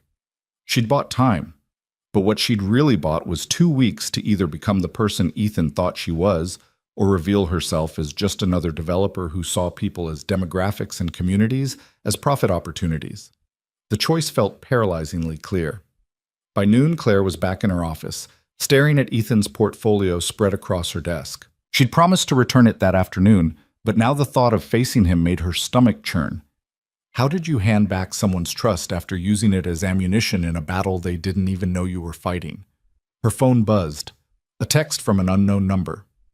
Unknown. Hey, it's Ethan. Got your number from the garden volunteer list. Hope that's okay. Just checking if you still have time to return the portfolio today. Lily wants to show you her new painting when you come by. Claire stared at the message, guilt twisting deeper. He thought she was coming by as a friend, maybe even as someone who'd become part of their small world. He had no idea she was the CEO who controlled whether his neighborhood stayed a community or became another victim of gentrification with good marketing. She typed and deleted 3 different responses before finally settling on the truth, or at least part of it. Claire. The meeting went better than expected. I can bring the portfolio by around 4 if that works, and I'd love to see Lily's painting. Ethan. Perfect. We're at 2847 S.E. Hawthorne, apartment 3B. Fair warning, the building's nothing fancy. Nothing fancy turned out to be an understatement. The apartment building was a 3-story walk-up from the 1970s, its brown siding faded and its parking lot cracked. But the entrance was clean. Someone had planted flowers in window boxes, and children's chalk drawings decorated the sidewalk in bright, cheerful colors. Claire climbed the stairs to the 3rd floor, Ethan's portfolio under one arm and a bag of pastries from a bakery she'd passed in the other. A peace offering, though he didn't yet know she needed forgiveness. She knocked on 3B, and the door flew open to reveal Lily in paint-splattered overalls, her hair held back by a headband that was losing its battle against her curls. You came! Lily grabbed her hand and pulled her inside before Claire could respond. Daddy, Miss Claire's here, with fancy cookies. The apartment was small but lived in the best way.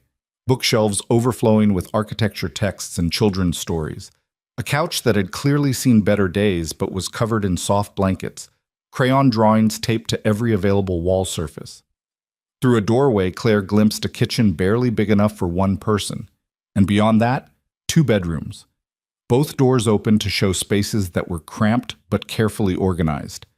This was what affordable housing actually looked like. Not theoretical units on a spreadsheet, but real spaces where real families made real lives. Ethan emerged from the kitchen, wiping his hands on a dish towel, and Claire's breath caught at how different he looked here. More relaxed, more himself, like he'd shed some layer of formality he wore in public. "Hey," he said, smiling. "Thanks for coming by. How did the meeting go?"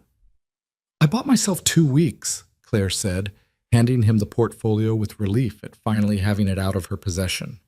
"Your designs made the difference. Several board members were genuinely impressed." "Really?" Ethan's face lit up in a way that made Claire's guilt intensify. "They actually considered community-integrated elements?" "They did, because you made them see how it could work, not just philosophically, but practically." "Miss Claire, come see." Lily was tugging at her hand again, leading her toward the corner that had been set up as an art space. An easel held a canvas covered in bold, joyful strokes, a garden scene with flowers in impossible colors, and stick figures that were clearly meant to be people. "That's you," Lily pointed at a figure with brown hair and a purple dress. "And that's Daddy, and that's me, and that's the garden where we planted roses. See? I remembered the fountain in the middle." Claire knelt to examine the painting more closely, her throat tight. "It's beautiful, Lily. You're really talented." "Daddy says I got Mommy's artistic eye, but his attention to detail. That's good, because then I have both of them in me, even though she's gone." The casual wisdom of children, stating profound truths like simple facts. Claire looked up to find Ethan watching them both, his expression soft but edged with something sadder. "She's right," he said quietly. "Sarah was the artist. I just borrowed her vision and tried to make it structural." "That's not borrowing," Claire said. "That's honoring her." They moved to the small living room, Lily settling between them on the couch with her sketchbook, humming while she drew. Ethan made tea, green with mint, the same kind he'd shared at the garden, and for a while they just sat in comfortable silence, watching Lily create worlds in crayon and marker. "Can I ask you something?" Ethan said eventually. "About your project, the one you're fighting for." Claire's stomach tightened. "Of course. What happens if you lose? If the board decides to go with the conventional approach instead of community integration? Then 20 acres of potential becomes just another development that prices out the people who actually need housing," Claire said, the bitterness clear in her voice. "Families like—" She stopped herself just in time. "Families like yours," she'd almost said. "Families who deserved better than cramped apartments and aging buildings, who deserved the kind of community-centered spaces Ethan had designed."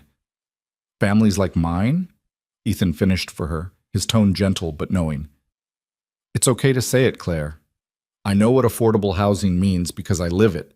This place costs me $1,800 a month, which is about all I can manage on a grocery store salary. It's not much, but it's home. Lily's school is 3 blocks away, the neighbors look out for each other, and we're part of a community even if the building's falling apart." "You shouldn't have to choose between affordability and quality," Claire said fiercely. "That's the whole point of what I'm trying to build.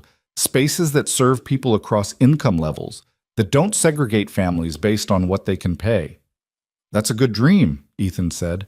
"But dreams are expensive, Claire. Someone always has to pay for them. What if it didn't have to be just one group paying? What if we designed it so that everyone contributed and everyone benefited? Your thesis showed how it could work. Market rate units subsidizing affordable ones, commercial spaces funding community amenities, everything integrated so it's not charity, it's community." Ethan studied her for a long moment. "You really believe in this project, don't you?" "I have to," Claire said quietly. "Because if I don't, if I can't prove that development can serve people instead of just extracting profit from them, then what's the point of any of it? I might as well just build luxury condos and call it a day." "Then I hope you win," Ethan said. "Whatever you're up against, whatever obstacles you're facing, I hope you find a way through. Because people like me, people in neighborhoods like this, we need advocates. We need people with power and resources who actually give a damn about whether we have decent places to live." The irony burned.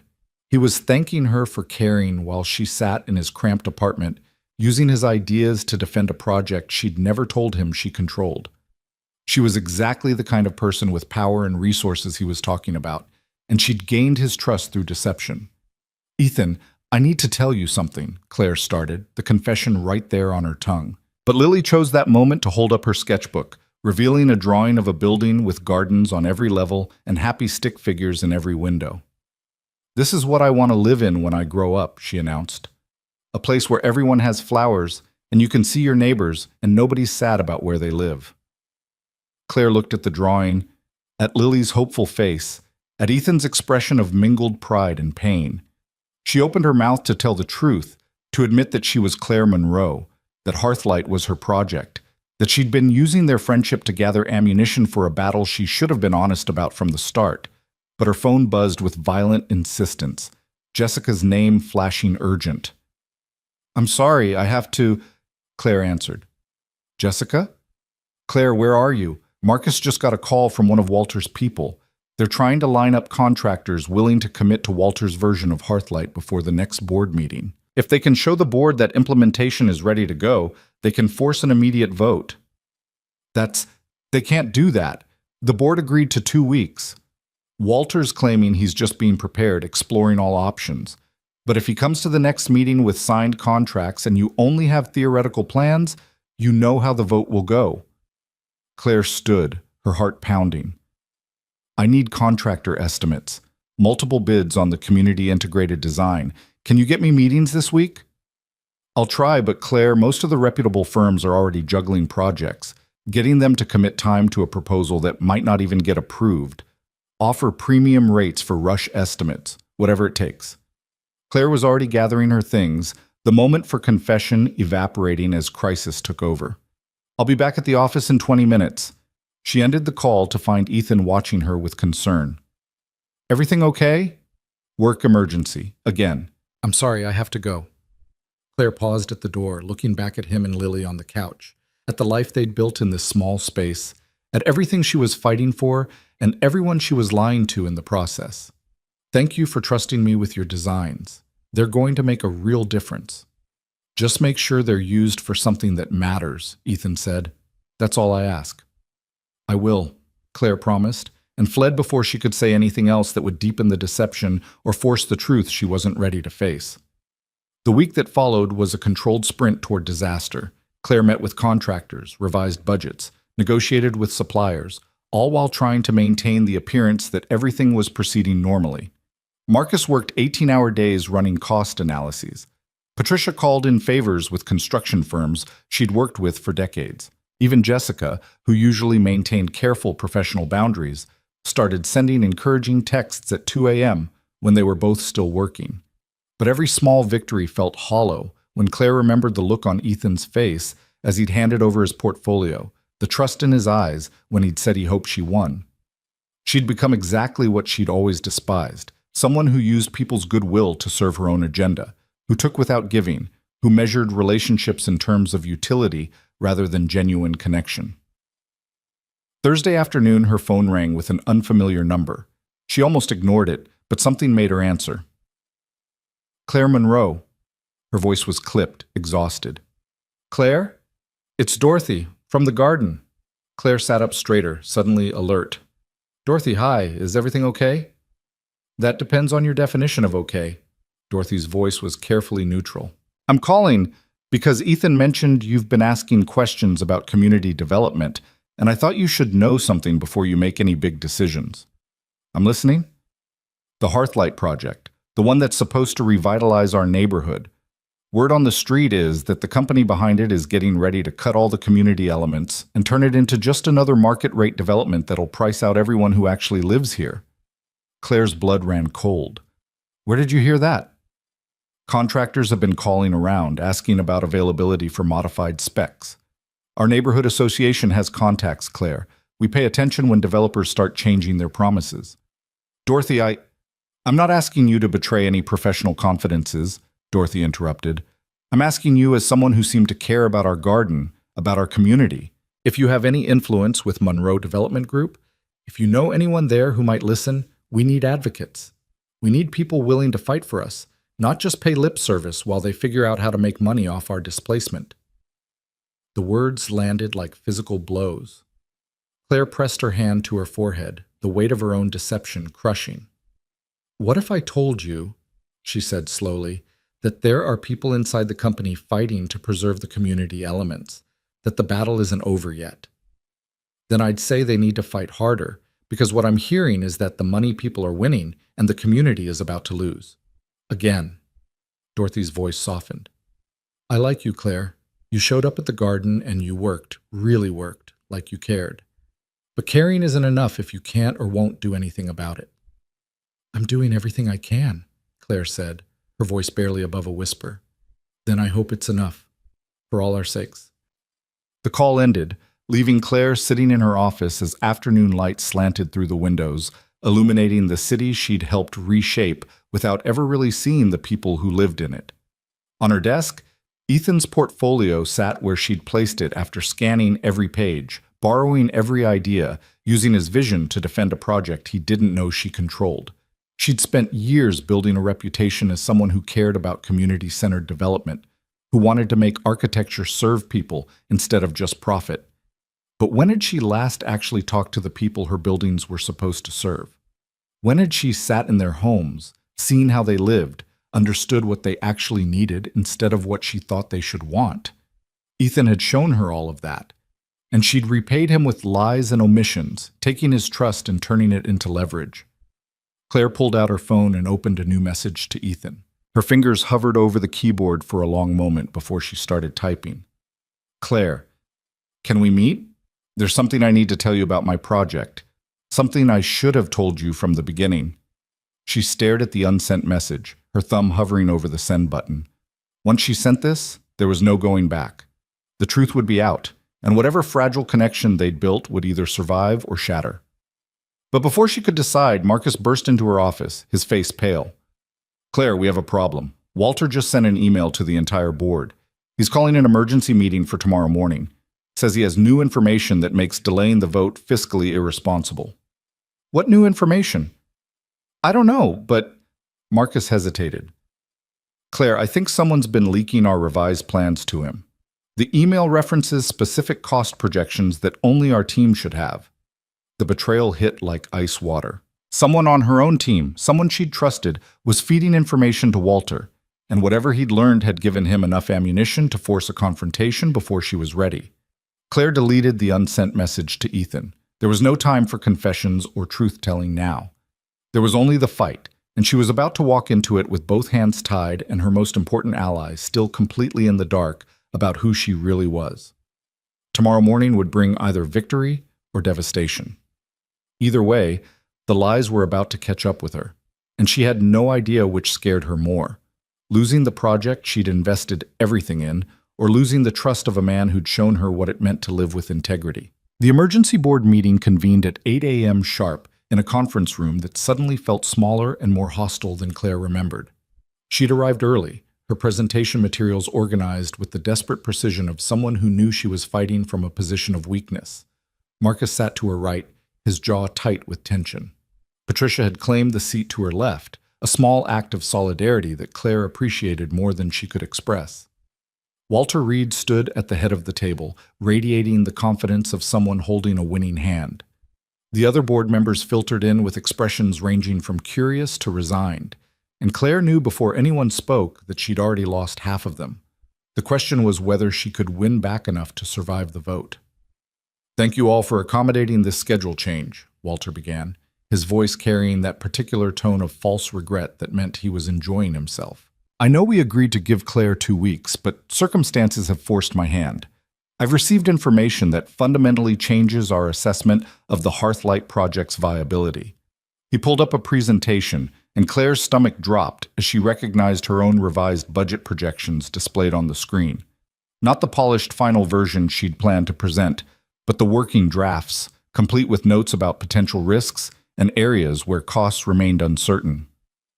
"These documents," Walter continued, "were provided to me by a concerned member of Claire's team who felt the board deserved to see the full picture before we committed to an expensive redesign. As you can see, even with the community-integrated elements, We're looking at cost overruns of at least 15%, timeline extensions of 8 months, and significant uncertainty around contractor availability. Claire felt Marcus stiffen beside her. Someone on her team had betrayed her, and the working documents made her carefully constructed arguments look amateurish and unprepared. "I'd like to know," Claire said, her voice cutting through Walter's presentation, "which member of my team violated confidentiality agreements to provide you with internal working documents?" "That's not relevant to this discussion," Walter replied smoothly. "It's extremely relevant. Those documents were preliminary analyses, not final recommendations. Taking them out of context fundamentally misrepresents the actual proposal. Then perhaps you should have been more careful about what you committed to paper," Walter said, "or more selective about who you trusted with sensitive information." The barb landed, but Claire refused to let him see it hit. "If we're discussing trust and transparency, perhaps we should talk about why you're rushing this vote. The board agreed to 2 weeks. We still have 9 days remaining." "The board agreed to 2 weeks assuming you could deliver a viable alternative," James Kowalski interjected. "These documents suggest you can't. Why waste time on proposals that aren't financially sound?" "Because those documents are incomplete," Patricia said, her voice sharp. "Claire, do you have the actual final projections?" Claire pulled up her own presentation, the one she'd planned to deliver at the scheduled meeting. The numbers were better than the leaked documents showed. She'd found contractors willing to commit, suppliers offering discounted rates for the community elements, even a grant program that could offset some development costs. It wasn't perfect, but it was viable. For the next 40 minutes, she walked the board through revised plans that incorporated Ethan's design philosophy while addressing every financial concern Walter had raised. She showed case studies from similar projects, including detailed analysis of Horizon Plaza's long-term performance. She presented tenant satisfaction data proving that community-integrated developments had lower turnover and higher property values over time. But she could see it wasn't enough. The leak had poisoned the well, made her look unprepared and desperate. Even Patricia's supportive questions couldn't overcome the impression that Claire was scrambling to salvage a fundamentally flawed proposal. "I appreciate the effort you've put into this," Linda Martinez said when Claire finished, her tone suggesting the opposite. "But I have to agree with Walter. The numbers are concerning, the timeline is uncertain, and we're asking our shareholders to accept significant risk for returns that remain theoretical." "The returns aren't theoretical," Claire countered. "Every comparable project has outperformed conventional developments over 10-year periods. We're not asking shareholders to accept risk, we're asking them to invest in sustainable value creation." "Sustainable value creation doesn't pay my bills next quarter," James said bluntly. "I'm here to protect shareholder interests, not to fund social experiments." "This isn't a social experiment," Claire said, fighting to keep her voice level. "It's good business wrapped in ethical development practice. The two aren't mutually exclusive." "They are when one costs 30% more than the other," Walter said. He pulled up another slide, this one showing his revised Hearthlight proposal side by side with Claire's. "The board has a clear choice. We can proceed with a conventional development that delivers predictable returns on a proven timeline, or we can gamble on an expensive redesign based on theoretical benefits and borrowed architectural concepts." "Borrowed?" Claire's voice sharpened. "Those designs were provided by an architect with extensive experience in community integration, the same architect who led community design on Horizon Plaza." And where is this architect now?" Walter asked. "Why aren't they here to defend their own work? Why are we relying on you to interpret someone else's vision?" The question landed like a trap closing. Claire had no good answer that didn't involve admitting she'd been using Ethan's work without his knowledge or explicit permission, that she'd taken his trust and turned it into ammunition for a corporate battle he didn't even know existed. "The architect in question preferred to remain anonymous," she said, the lie bitter on her tongue. "How convenient," Walter replied. "An anonymous expert whose credentials we can't verify, whose availability we can't confirm, whose designs we're supposed to bet millions of dollars on based solely on your recommendation." "I can verify the credentials," Patricia said. "I was involved in the Horizon Plaza project. If Claire says this architect was lead on community design, I believe her." "Your belief isn't enough," James said. "We need names, contracts, commitments, not vague assurances and borrowed sketches." Claire felt the room slipping away from her. She'd fought so hard to preserve Hearthlight's vision, but she'd built her defense on a foundation of deception, and now that foundation was crumbling beneath her feet. I propose we vote, Walter said. Two options. Proceed with my revised proposal, which contractors are ready to begin next month, or continue deliberating on Claire's alternative while our competition moves forward on similar properties. That's not a fair choice, Claire protested. You're framing this as action versus inaction when it's really about long-term value versus short-term profit. I'm framing it as certainty versus uncertainty, Walter corrected, which is exactly how our shareholders will see it. The vote was called. Claire watched hands rise in favor of Walter's proposal, each one feeling like a nail in Hearthlight's coffin. Patricia voted against, as did Robert Park, surprisingly. But the final count was 7-2 in Walter's favor. It was over. 2 years of work, months of fighting, weeks of desperate scrambling to save a vision that mattered. All of it dismantled in a 40-minute meeting by a man who saw communities as demographic data and families as market segments. The revised Hearthlight proposal is approved, Walter announced. Claire, I'll need your team to begin coordination with contractors next week. Let's try to make this transition as smooth as possible. The words were professional, but his eyes held triumph. He'd won, and they both knew it. Claire gathered her materials with mechanical precision, refusing to let anyone see how completely devastated she felt. Marcus murmured something about regrouping, but she barely heard him. Patricia touched her shoulder in silent sympathy, but Claire couldn't respond. She walked out of this conference room into the corridor, past her assistant's concerned expression, into her office where she closed the door and leaned against it, finally allowing herself to feel the full weight of the defeat. She'd failed. Failed the project, failed the community, failed every promise she'd made about building developments that actually served people.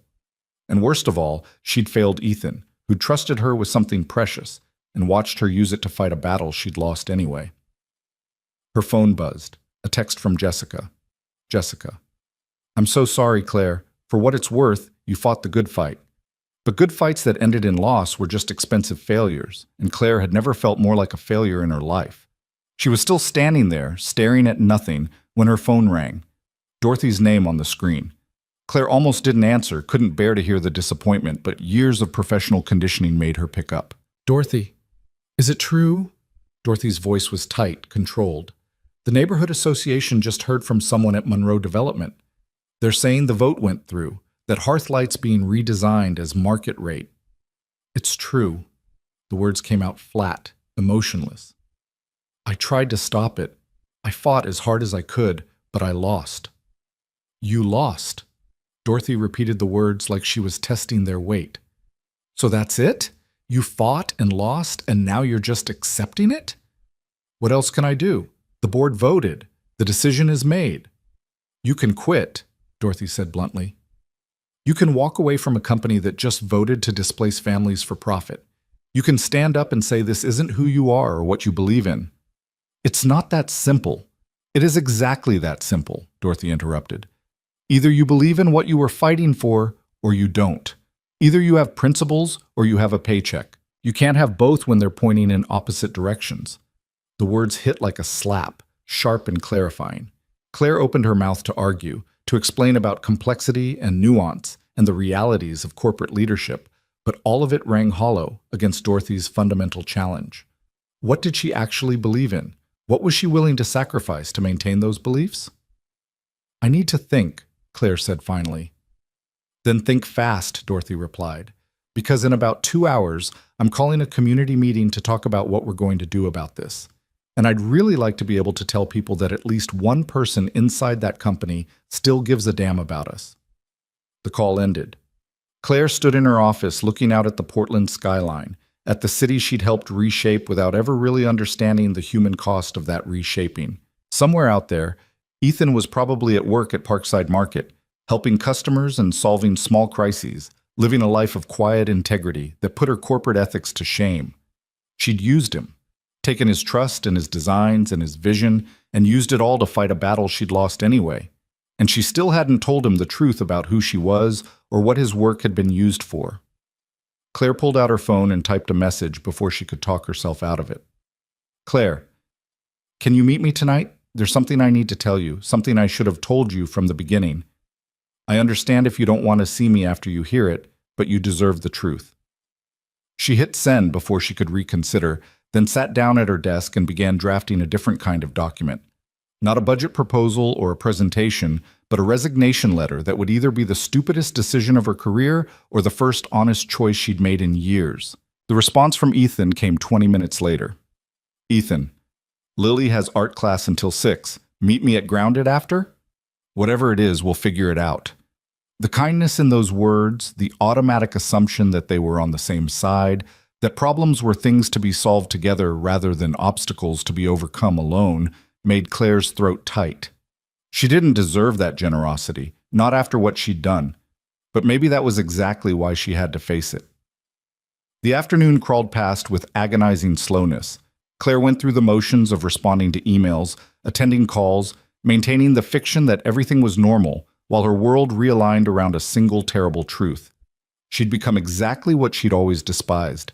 The kind of leader who sacrificed principles for pragmatism, who used people's trust as currency, who measured success in profit margins rather than lives improved. At 5:30, she left the office without explanation, ignoring Jessica's surprised expression and Marcus's concerned questions. The drive to Grounded felt both too long and too short, time stretching and compressing in ways that made her dizzy. Ethan was already there when she arrived, sitting in the same worn leather chair by the window, 2 cups of coffee on the table between them. He looked up when she entered, and his smile faded as he saw her expression. "Claire, what's wrong?" She sat down heavily, the weight of what she had to say pressing against her chest. "I lied to you," she said without preamble. "Not directly, but through omission, which is maybe worse. And I used you, used your trust and your work for something I never told you about." Ethan's expression shifted, wariness replacing warmth. "I'm listening." "My name is Claire Monroe," she began, the full truth finally forcing its way out. "I'm not just someone who works in development. I'm the CEO of Monroe Development Group, the company that owns the Hearthlight project. The project I've been asking you about, getting your advice on, borrowing your designs for. It's mine. It's always been mine." The silence that followed felt like falling. Ethan stared at her, his face cycling through shock, confusion, and finally something that looked like betrayal. "You're—" He stopped, shook his head. "The Hearthlight project. The one that's supposed to bring affordable housing and community spaces to my neighborhood. You've been in charge of that this entire time." "Yes. And you never thought to mention it? When we were talking about community design, when I was showing you my thesis work, when you borrowed my portfolio to help with a presentation, you never thought that maybe I deserved to know you weren't just some interested developer. You were the person making the actual decisions." "I should have told you immediately," Claire said, her voice breaking. "I know that. I knew it then. But at first I didn't want my title to change how you talked to me, how you shared your ideas. And then the longer I waited, the harder it became to find the right moment. So you just kept lying. I kept telling myself I'd explain later, that I'd tell you once the project was secure, once I could show you what your designs had helped create." "My designs?" Ethan's voice rose, sharp with anger. "You used my work? Without asking, without telling me what it was for?" "I had your permission to borrow the portfolio.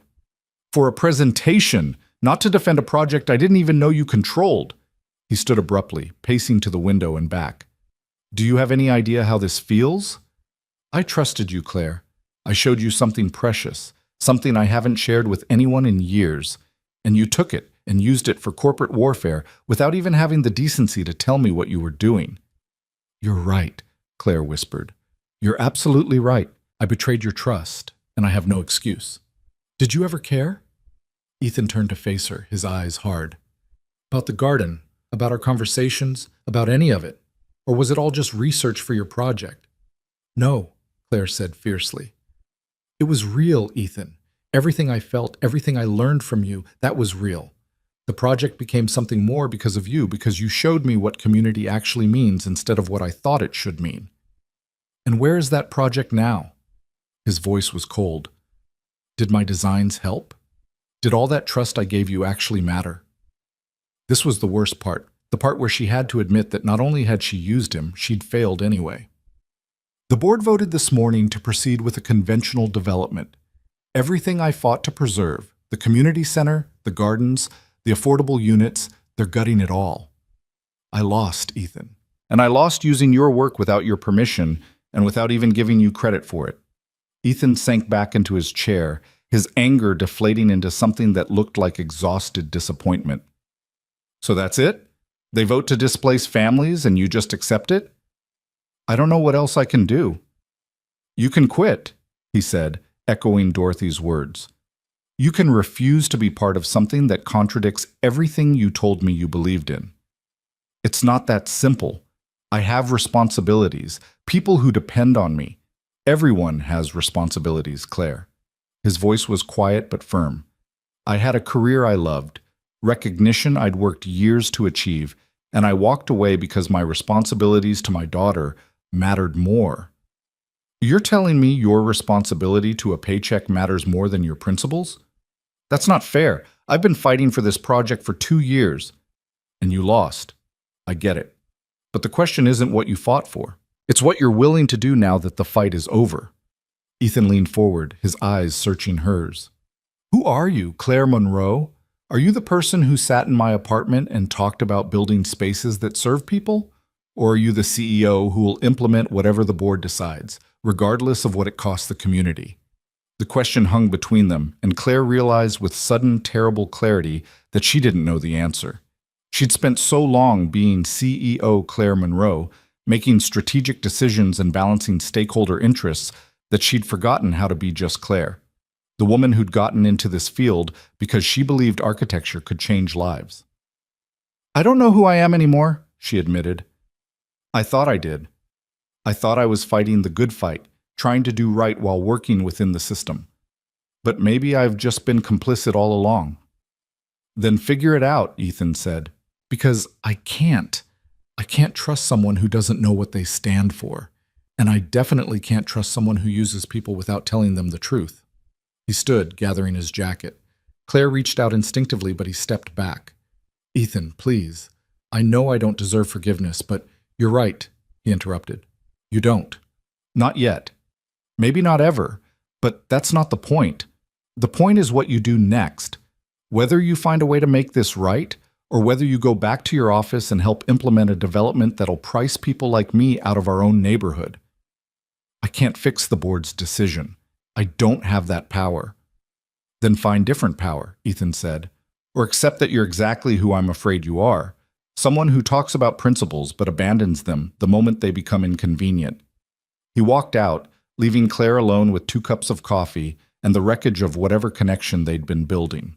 Through the window, she watched him cross the street to the art studio where Lily waited, watched him paste on a smile for his daughter, even though she could see the tension in his shoulders.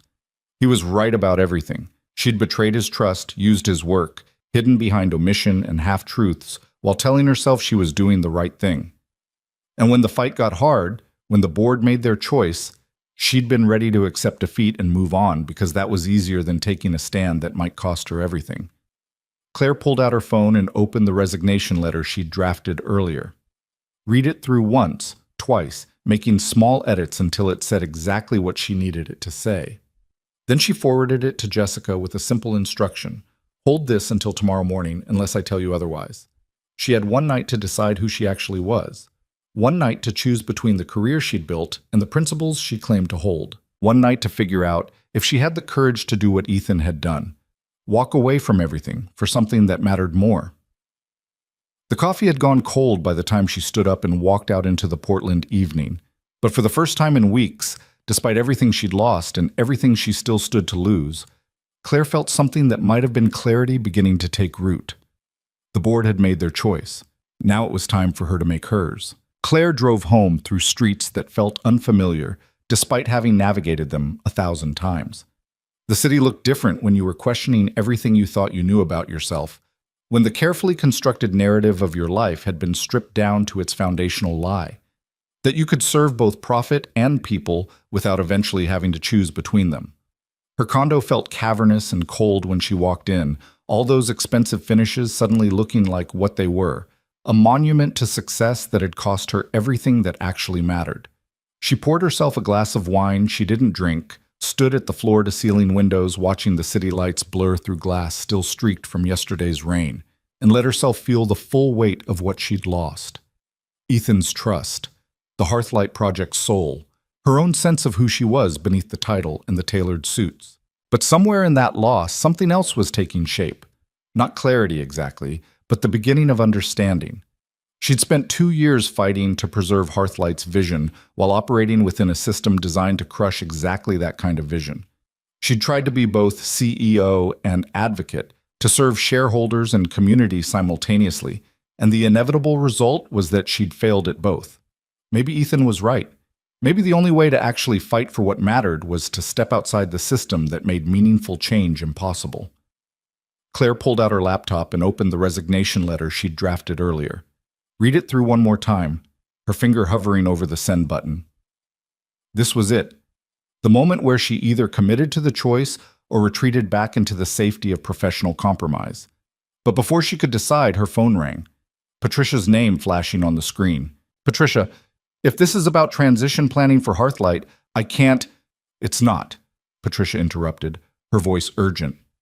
"Claire, I need you to listen very carefully. I just got off the phone with Robert Park. He voted with Walter this morning, but he's having serious doubts. Apparently his daughter works in affordable housing advocacy, and she tore him apart when she heard about the vote." Claire's heart began to pound. "What are you saying?" "I'm saying there might be a way to reverse this. The vote was 7-2, but if we can flip 3 votes, we can force a revote. Robert's already on board. I've been working on Sandra Whitmore. Her district is pushing for more affordable housing, and she's getting pressure from constituents. That's 2. We need 1 more." "Patricia, the vote was this morning. Walter's already moving forward with contractors." "Nothing's been signed yet," Patricia said firmly. "We have maybe 48 hours before contracts are executed. If we can get a revote before then, we can still save this." "How?" Claire asked, though hope was already stirring despite her best efforts to crush it. "Walter controls the board. Even if we get 3 votes, he'll fight us every step of the way. Let him fight. But Claire, I need you to do something you've been avoiding." Patricia's voice softened. "I need you to bring in your mystery architect, the one whose designs made the difference last time. If they're willing to present directly to the board, to put a face and a story to those beautiful drawings, it might be enough to sway Linda Martinez. She's always been swayed more by people than numbers." Claire's stomach dropped. "I can't ask him to do that." "Why not? If he's as committed to community-centered design as his work suggests." "Because I betrayed his trust," Claire said bluntly. "I used his designs without telling him what they were for. I lied to him about who I was. He found out today and he walked away, and I don't blame him." The silence on the other end of the line lasted long enough that Claire thought the call had dropped. Then Patricia spoke, her voice careful. "Is this architect Ethan Brooks?" Claire's breath caught. "How did you—" "I worked on Horizon Plaza, remember? I knew everyone on that team. When you mentioned the lead designer on community integration, there was only one person it could be. I just didn't put it together until now." Patricia paused. "Claire, what exactly did you do?" "I met him by accident. He helped me when I was in trouble, and I started spending time with him without telling him I was the CEO behind Hearthlight. I let him think I was just another developer, and I borrowed his thesis work to defend the project without explaining what I was using it for." "Oh, Claire, I know it was wrong. I told myself I'd explain later, that I'd tell him once the project was secure, but you fell for him," Patricia said gently. "And the longer you waited, the harder it became to risk losing him by telling the truth." The observation landed with uncomfortable accuracy. Claire hadn't let herself acknowledge the feelings growing between her and Ethan, the way his presence had become something she looked forward to, the way Lily's laughter had started to feel like home. She'd told herself it was about the project, about learning from his perspective, but Patricia had seen through to the truth she'd been avoiding. "It doesn't matter how I feel," Claire said. "I destroyed whatever trust existed between us. He made it very clear that he can't forgive what I did." Did he say that, or did he say he can't forgive it yet? Claire thought back to Ethan's words in the coffee shop. Not yet. Maybe not ever, but that's not the point. The point is what you do next. He said, I need to figure out who I am, she said slowly. Whether I'm someone who talks about principles or someone who actually lives by them. And have you figured it out? Claire looked at the resignation letter still open on her laptop screen, at the city spread below her windows, at the reflection of herself in the glass. A woman in expensive clothes standing alone in an expensive apartment that felt nothing like home. I think I'm starting to. Then start by doing the right thing, Patricia said. Not the strategic thing or the safe thing, the right thing. Go to Ethan, tell him the truth about everything, including how you feel, and ask him to help us save this project. Not because it'll help your career, but because it's the right thing to do for the community he's part of. He'll say no. Maybe. But maybe he'll surprise you. And either way, you'll know you tried to make it right instead of just accepting defeat. After Patricia hung up, Claire sat with her phone in her hand, staring at Ethan's contact information like it might spontaneously reveal the right words to say. How did you ask forgiveness from someone you'd used? How did you request help from someone whose trust you'd broken? The answer came from an unexpected source, a memory of Lily at the garden, planting marigolds with serious concentration, explaining that Daddy said flowers needed 3 things to grow: good soil, enough water, and someone who cared about them. Maybe rebuilding trust was like that. You needed good foundation, consistent care, and someone willing to believe growth was possible even after everything had been broken down to roots. Claire changed out of her work clothes into jeans and a sweater, grabbed her car keys, and drove across town before she could talk herself out of it. It was nearly 8 p.m. when she pulled up outside Ethan's building, the windows glowing warm against the darkening sky. She sat in her car for a long moment, gathering courage, before finally climbing the stairs to apartment 3B. The door opened before she could knock. Ethan stood there in worn sweatpants and a t-shirt, his hair still damp from a shower, surprise and wariness warring on his face. Claire, I didn't expect... I know. I'm sorry for just showing up, but I needed to talk to you, and I was afraid if I called you'd hang up on me. The words tumbled out too fast, too desperate. Can I come in, please? He hesitated, then stepped back to let her pass.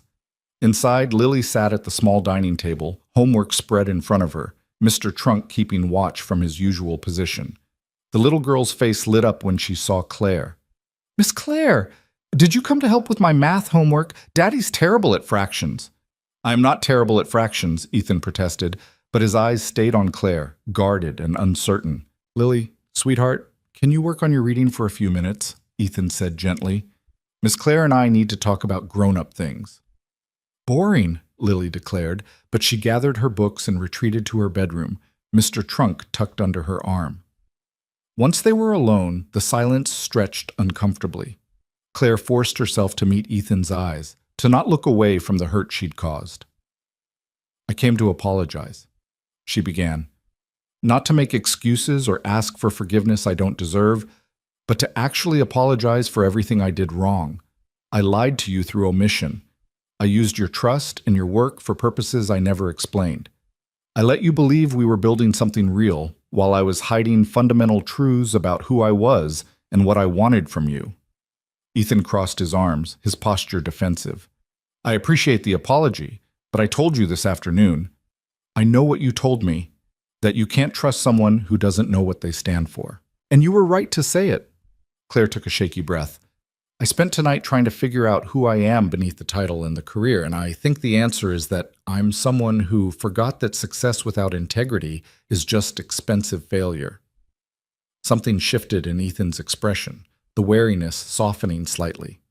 That's a pretty insight. What are you planning to do with it? I wrote a resignation letter.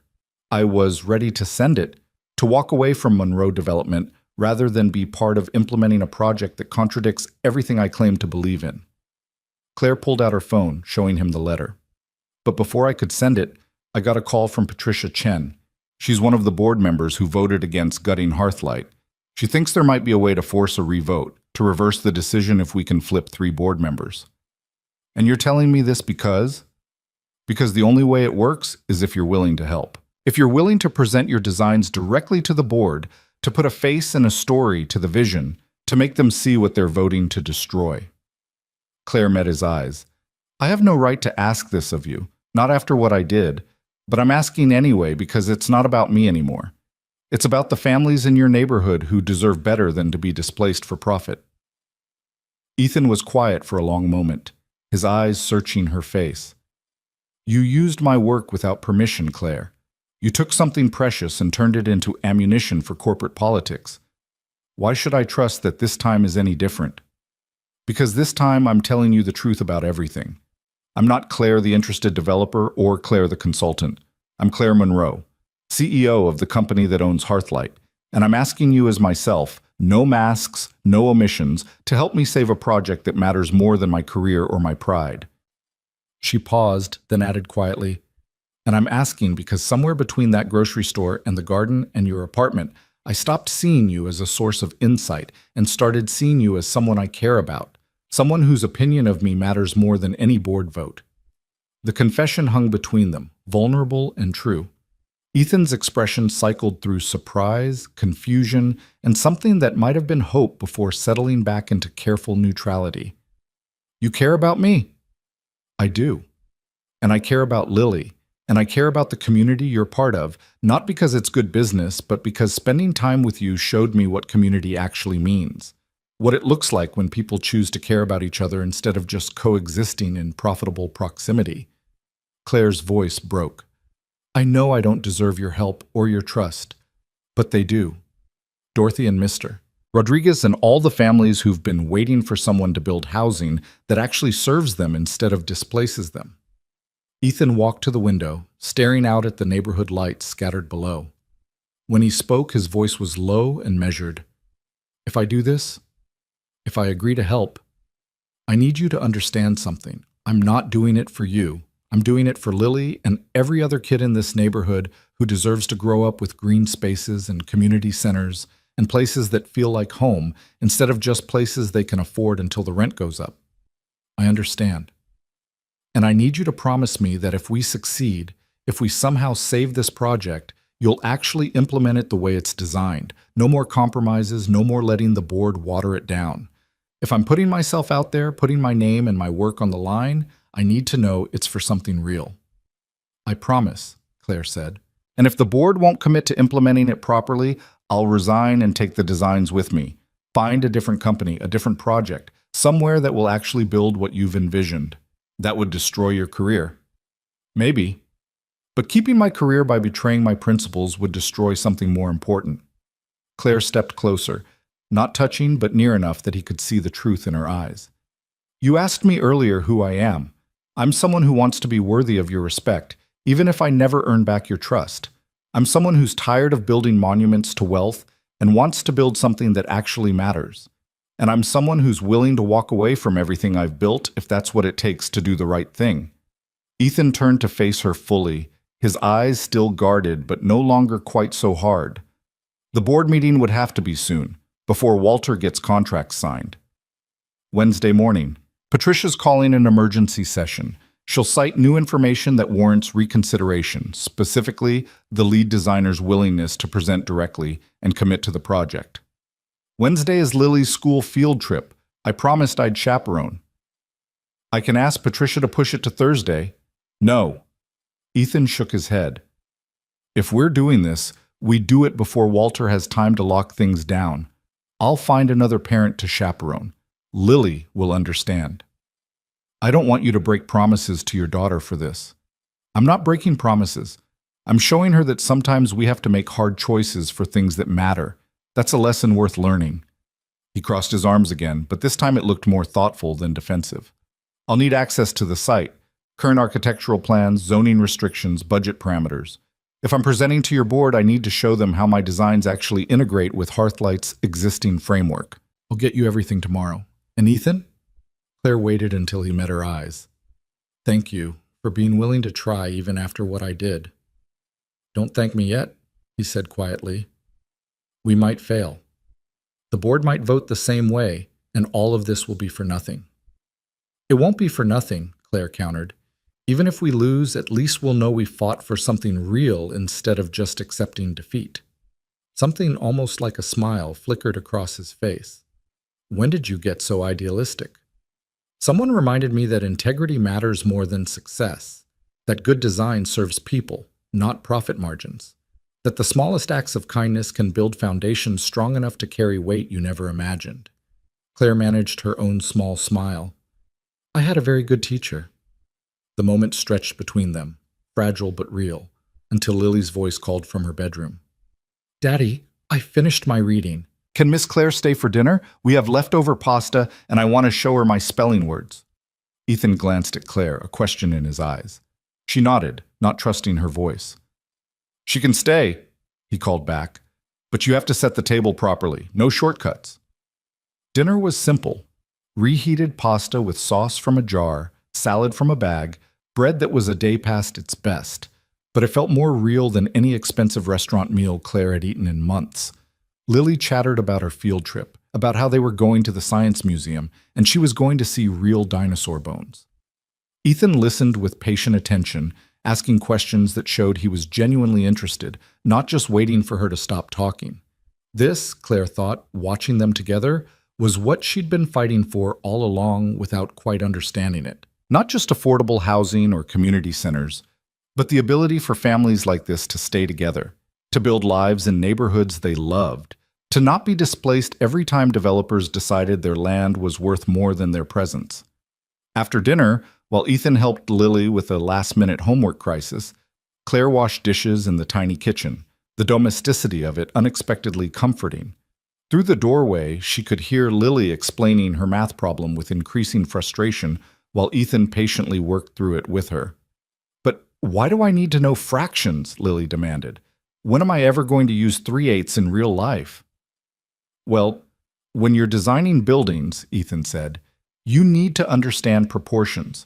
Like if a room is 3/8 the size of another room, you need to know if your furniture will fit. Or if you're baking and the recipe calls for 3/4 of a cup, but you want to double it. I'm never doubling anything with fractions, Lily declared. I'm going to be an artist, and artists don't use math. Artists absolutely use math, Claire called from the kitchen. Perspective, proportion, color mixing ratios, it's all math underneath the creativity. Miss Claire, you're supposed to be on my side, Lily protested, but she was smiling. By the time Lily was finally ready for bed, Claire knew she should leave, give them their space, but Lily insisted on showing her the painting she'd been working on. A new garden scene with more figures this time, including one that was definitely meant to be Claire based on the purple dress. This is beautiful, Lily, Claire said, kneeling beside the easel. You've got real talent. Daddy says talent is just practice with good tools, Lily replied seriously. But I think some people are just born knowing how to see things beautifully. Your dad is wise, Claire said, glancing at Ethan, who stood in the doorway watching them. But you might be right too. Some people do see beauty where others just see ordinary things. After Lily was tucked in, Mr. Trunk positioned on the pillow beside her, Claire and Ethan stood in the small living room, the evening suddenly feeling both too long and not long enough. I should go, Claire said. Let you get some rest before tomorrow. Tomorrow, Ethan repeated. When I show up at your office and we try to save a project that half the board wants to kill. When we show them what's possible if they're willing to choose people over profit, Claire corrected. And Ethan, whatever happens on Wednesday, thank you for this. For dinner, for letting me be part of Lily's evening, for showing me what actually matters. He walked her to the door, his hand resting briefly on her shoulder. Don't give up before the fight, Claire. We've got 2 days to build something that'll make them listen. Let's make it count. The next 2 days were a blur of preparation. Ethan arrived at Claire's office Tuesday morning with a portfolio twice the size of his original thesis, filled with detailed renderings that showed exactly how his community-centered design philosophy could integrate with Hearthlight's existing plans. He'd worked through the night, Claire realized, seeing the careful annotations and revised calculations that addressed every potential objection. They worked side by side in her conference room, Marcus providing updated budget figures, Patricia offering strategic advice about which board members to target. Ethan transformed Claire's corporate presentation into something that told a story, not just about square footage and profit margins, but about families finding homes and communities building connections and neighborhoods becoming places people chose to stay instead of places they had to leave. By Tuesday evening, they had something compelling. Not perfect, There were still cost concerns, timeline questions, risk assessments that couldn't be completely eliminated, but real. A vision backed by practical implementation, idealism grounded in achievable reality. "This might actually work," Marcus said, reviewing the final presentation. "I mean, it's still a risk, but it's a calculated risk with serious potential upside." "Walter won't give up easily," Patricia warned. "He'll fight this with everything he has." "Let him fight," Claire said. "We're not asking the board to choose between profit and people anymore. We're showing them they can have both if they're willing to think beyond quarterly returns." That night, Claire drove Ethan home, neither of them speaking much, the weight of tomorrow's battle pressing against them both. When she pulled up outside his building, he didn't immediately get out. "Thank you," he said finally, "for fighting for this, for being willing to risk your career for something that matters." "Thank you for giving me something worth fighting for," Claire replied. "For showing me what I'd forgotten about why I got into this field in the first place." "Claire," he turned to face her fully, "when this is over, win or lose, we need to talk. Really talk about what's happened between us, about what it means, about whether there's something real here or just crisis bringing us together." "I'd like that," Claire said softly. "Whatever happens tomorrow, I'd really like that." Wednesday morning arrived cold and clear, the kind of Portland winter day where everything felt sharp-edged and precise. Claire dressed with extra care, her best suit, her strongest armor, but left her hair down the way Lily had said she liked it, a small reminder of what she was fighting for. The boardroom filled exactly as it had before, the same faces carrying the same prejudices and priorities. But this time, Ethan was there too, sitting beside Claire at the conference table in slacks and a button-down that were probably the nicest clothes he owned, his portfolio in front of him and a quiet determination in his eyes. Walter's face when he saw Ethan was almost worth everything Claire had endured.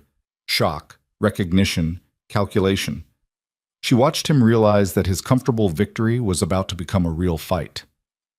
"I wasn't aware we were bringing in outside consultants," Walter said tightly. "The board agreed to consider all viable alternatives," Patricia replied smoothly. "This is Ethan Brooks, lead designer on the Horizon Plaza community integration elements. He's agreed to present revised plans for Hearthlight that address the concerns raised in our previous meeting." "We already voted." "We voted based on incomplete information," Robert Park interrupted. "I've asked Patricia to call this meeting because I believe the board deserves to see fully developed alternatives before we proceed with contract execution." "Seconded," Sandra Whitmore added. Walter's jaw tightened, but he sat back in his chair with forced calm. "Very well, let's see these alternatives." What followed was the most important presentation of Claire's life, except she barely spoke. This was Ethan's show, his vision, his voice, his passion making the case for why Hearthlight mattered beyond profit margins. He started by showing photos of the current Hearthlight site, vacant lots and crumbling pavement, forgotten ground that held so much potential.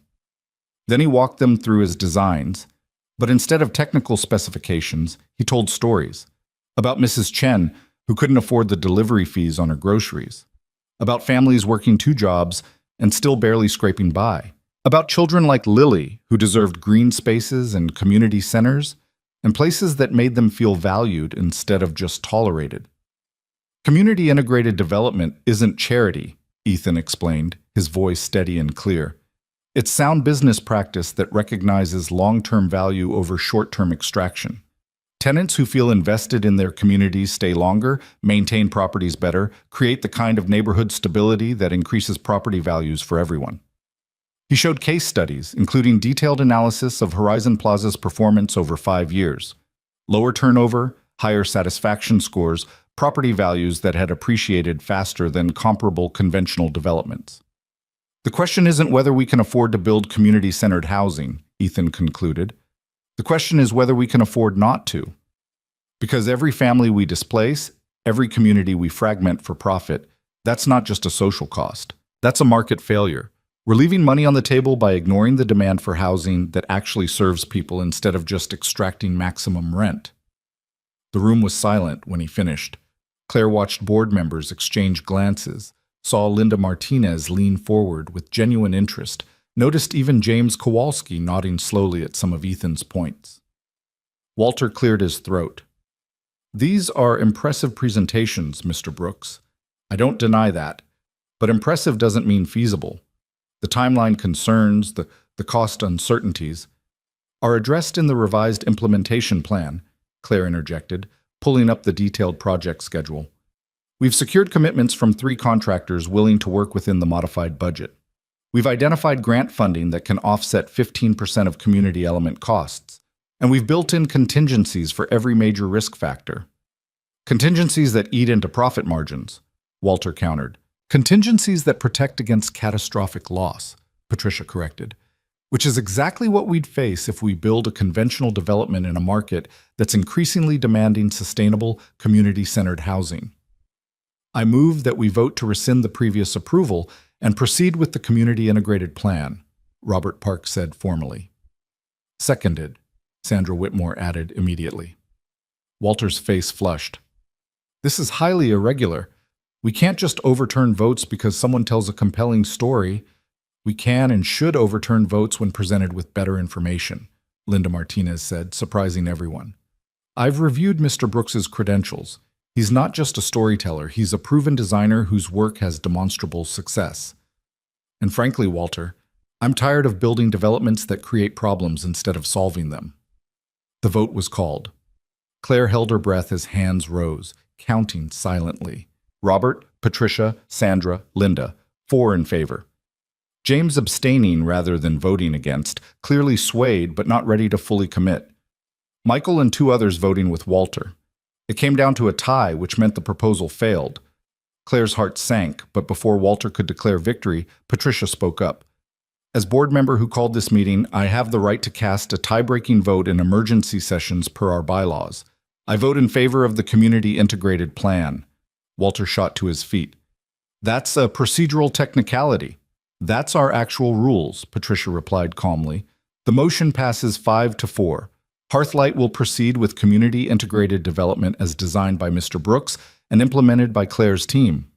The room erupted in arguments and objections, but Claire barely heard them. They'd won. Against every odd, despite every mistake she'd made, they'd actually won. She looked at Ethan, who was staring at Patricia with an expression of shocked disbelief. When his eyes met Claire's, something shifted, the guardedness finally cracking to reveal genuine joy underneath. We did it, he whispered. You did it, Claire corrected. Your vision, your designs, your willingness to fight for something real. Our fight, he said firmly, together. The word hung between them, heavy with possibility. After the meeting dissolved into logistics planning and Walter's angry departure, Claire found herself alone with Ethan in her office, both of them still processing what had just happened. I need to go pick up Lily from school, Ethan said. Explain why I missed her field trip, though I think she'll understand when I tell her we saved the neighborhood. Tell her I'm sorry I took you away from her day, Claire said. Tell her yourself. Ethan smiled, the first real, unguarded smile she'd seen since the truth came out. Come to dinner tonight, real dinner, where we actually talk about what happens next, for the project and for us. Us, Claire repeated, hope blooming. If there's going to be an us, Ethan clarified, which I think I'd like there to be, if you're willing to be patient while I figure out how to trust you again. I'm willing, Claire said immediately, for as long as it takes. That evening, Claire showed up at apartment 3B with flowers for Lily and Chinese takeout for dinner.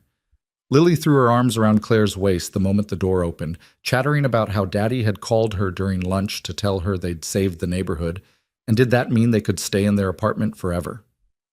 Not this apartment, Ethan said gently, but maybe we'll get to move to a new one in the Hearthlight development, one with a bigger kitchen and a yard where you can plant flowers. Can Miss Claire live near us? Lily asked, her innocent question landing with unexpected weight. Maybe, Ethan said, his eyes on Claire. If she wants to. I'd like that, Claire said softly. I'd like that very much. Over dinner, they talked about implementation timelines and design modifications, but also about smaller things, Lily's upcoming art show, Ethan's idea to teach a community architecture workshop, Claire's plan to actually get to know the families who'd be living in the spaces she approved. After Lily went to bed, Claire and Ethan sat on the worn couch, closer than professional distance, but not yet touching, both of them navigating the uncertain space between hurt and healing. I meant what I said this morning, Ethan began, about wanting there to be an us, but I need you to understand that trust doesn't just come back because we won a board vote. I know, Claire said, and I'm not asking for immediate forgiveness. I'm asking for the chance to earn it back. One honest conversation, one kept promise, one moment of showing up at a time. That could take a while. I've got time. And Ethan? Claire finally reached for his hand, relieved when he didn't pull away. I know I don't deserve your trust yet, but I'm going to spend however long it takes proving that I'm someone worthy of it. Someone who fights for what matters, who tells the truth even when it's hard, who shows up for people instead of just using them. That's a big promise. Then watch me keep it. Ethan was quiet for a long moment, his thumb tracing patterns on her palm. My wife used to say that love isn't a feeling, it's a choice you make every day. Choosing to show up, choosing to be honest, choosing to put someone else's needs alongside your own. He looked at her directly. I don't know if what we have is love yet, but I think it could be if we both choose to build it on honesty instead of convenience. I choose honesty, Claire said. I choose showing up. I choose figuring this out together instead of pretending I have all the answers. Then let's start there, Ethan said, and see what we can build. The kiss, when it finally came, was gentle and tentative and sweet. Not an ending or even a beginning, but a foundation. The first careful brick in a structure they'd build together, one honest choice at a time. 6 months later, Claire stood in the middle of what used to be vacant lots, watching construction crews frame out the first Hearthlight buildings. Ethan was there too, wearing a hard hat and consulting with contractors about sightlines and green space integration, his professional confidence returning as the project took shape. Lily ran between the marked garden plots, Mr. Trunk tucked under her arm, explaining to anyone who'd listened that her daddy had designed this whole place and it was going to be the best neighborhood ever. Claire had resigned from Monroe Development Group 3 months earlier, not in defeat, but in deliberate choice. She'd started her own firm, smaller, leaner, committed exclusively to community-centered projects. Hearthlight was her first major client, but there were others in the pipeline, neighborhoods across Portland and beyond that were tired of being treated as profit centers instead of communities. The work was harder without a corporate infrastructure behind her. The pay was significantly less. But every morning she woke up knowing exactly what she stood for and who she was fighting for, and that made all the difference. Claire, Dorothy called from where she was consulting with the landscape architect about the community garden layout. Come settle an argument about whether we need raised beds or ground-level plots. Both, Claire called back, having learned that community design meant accommodating different needs rather than forcing everyone into the same solution. We'll do a mix so everyone can choose what works for them. She felt Ethan's hand slip into hers, their fingers lacing together with the easy familiarity of 6 months spent rebuilding trust, one conversation at a time. They'd gone slowly, carefully, learning each other honestly instead of through the filter of professional necessity or crisis. It wasn't perfect. They still argued about design priorities, still struggled with balancing his need for stability against her tendency to overwork. But it was real. Mom wants to know if you're coming to Sunday dinner, Ethan said. His mother had moved back to Portland 2 months ago to be closer to Lily, and she'd adopted Claire with the same matter-of-fact warmth she showed everyone. Wouldn't miss it, Claire said.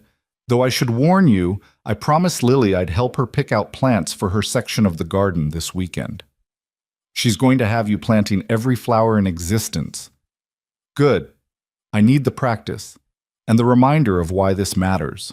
Ethan pulled her closer, kissing her temple. You're doing good work, Claire Monroe. Work that matters.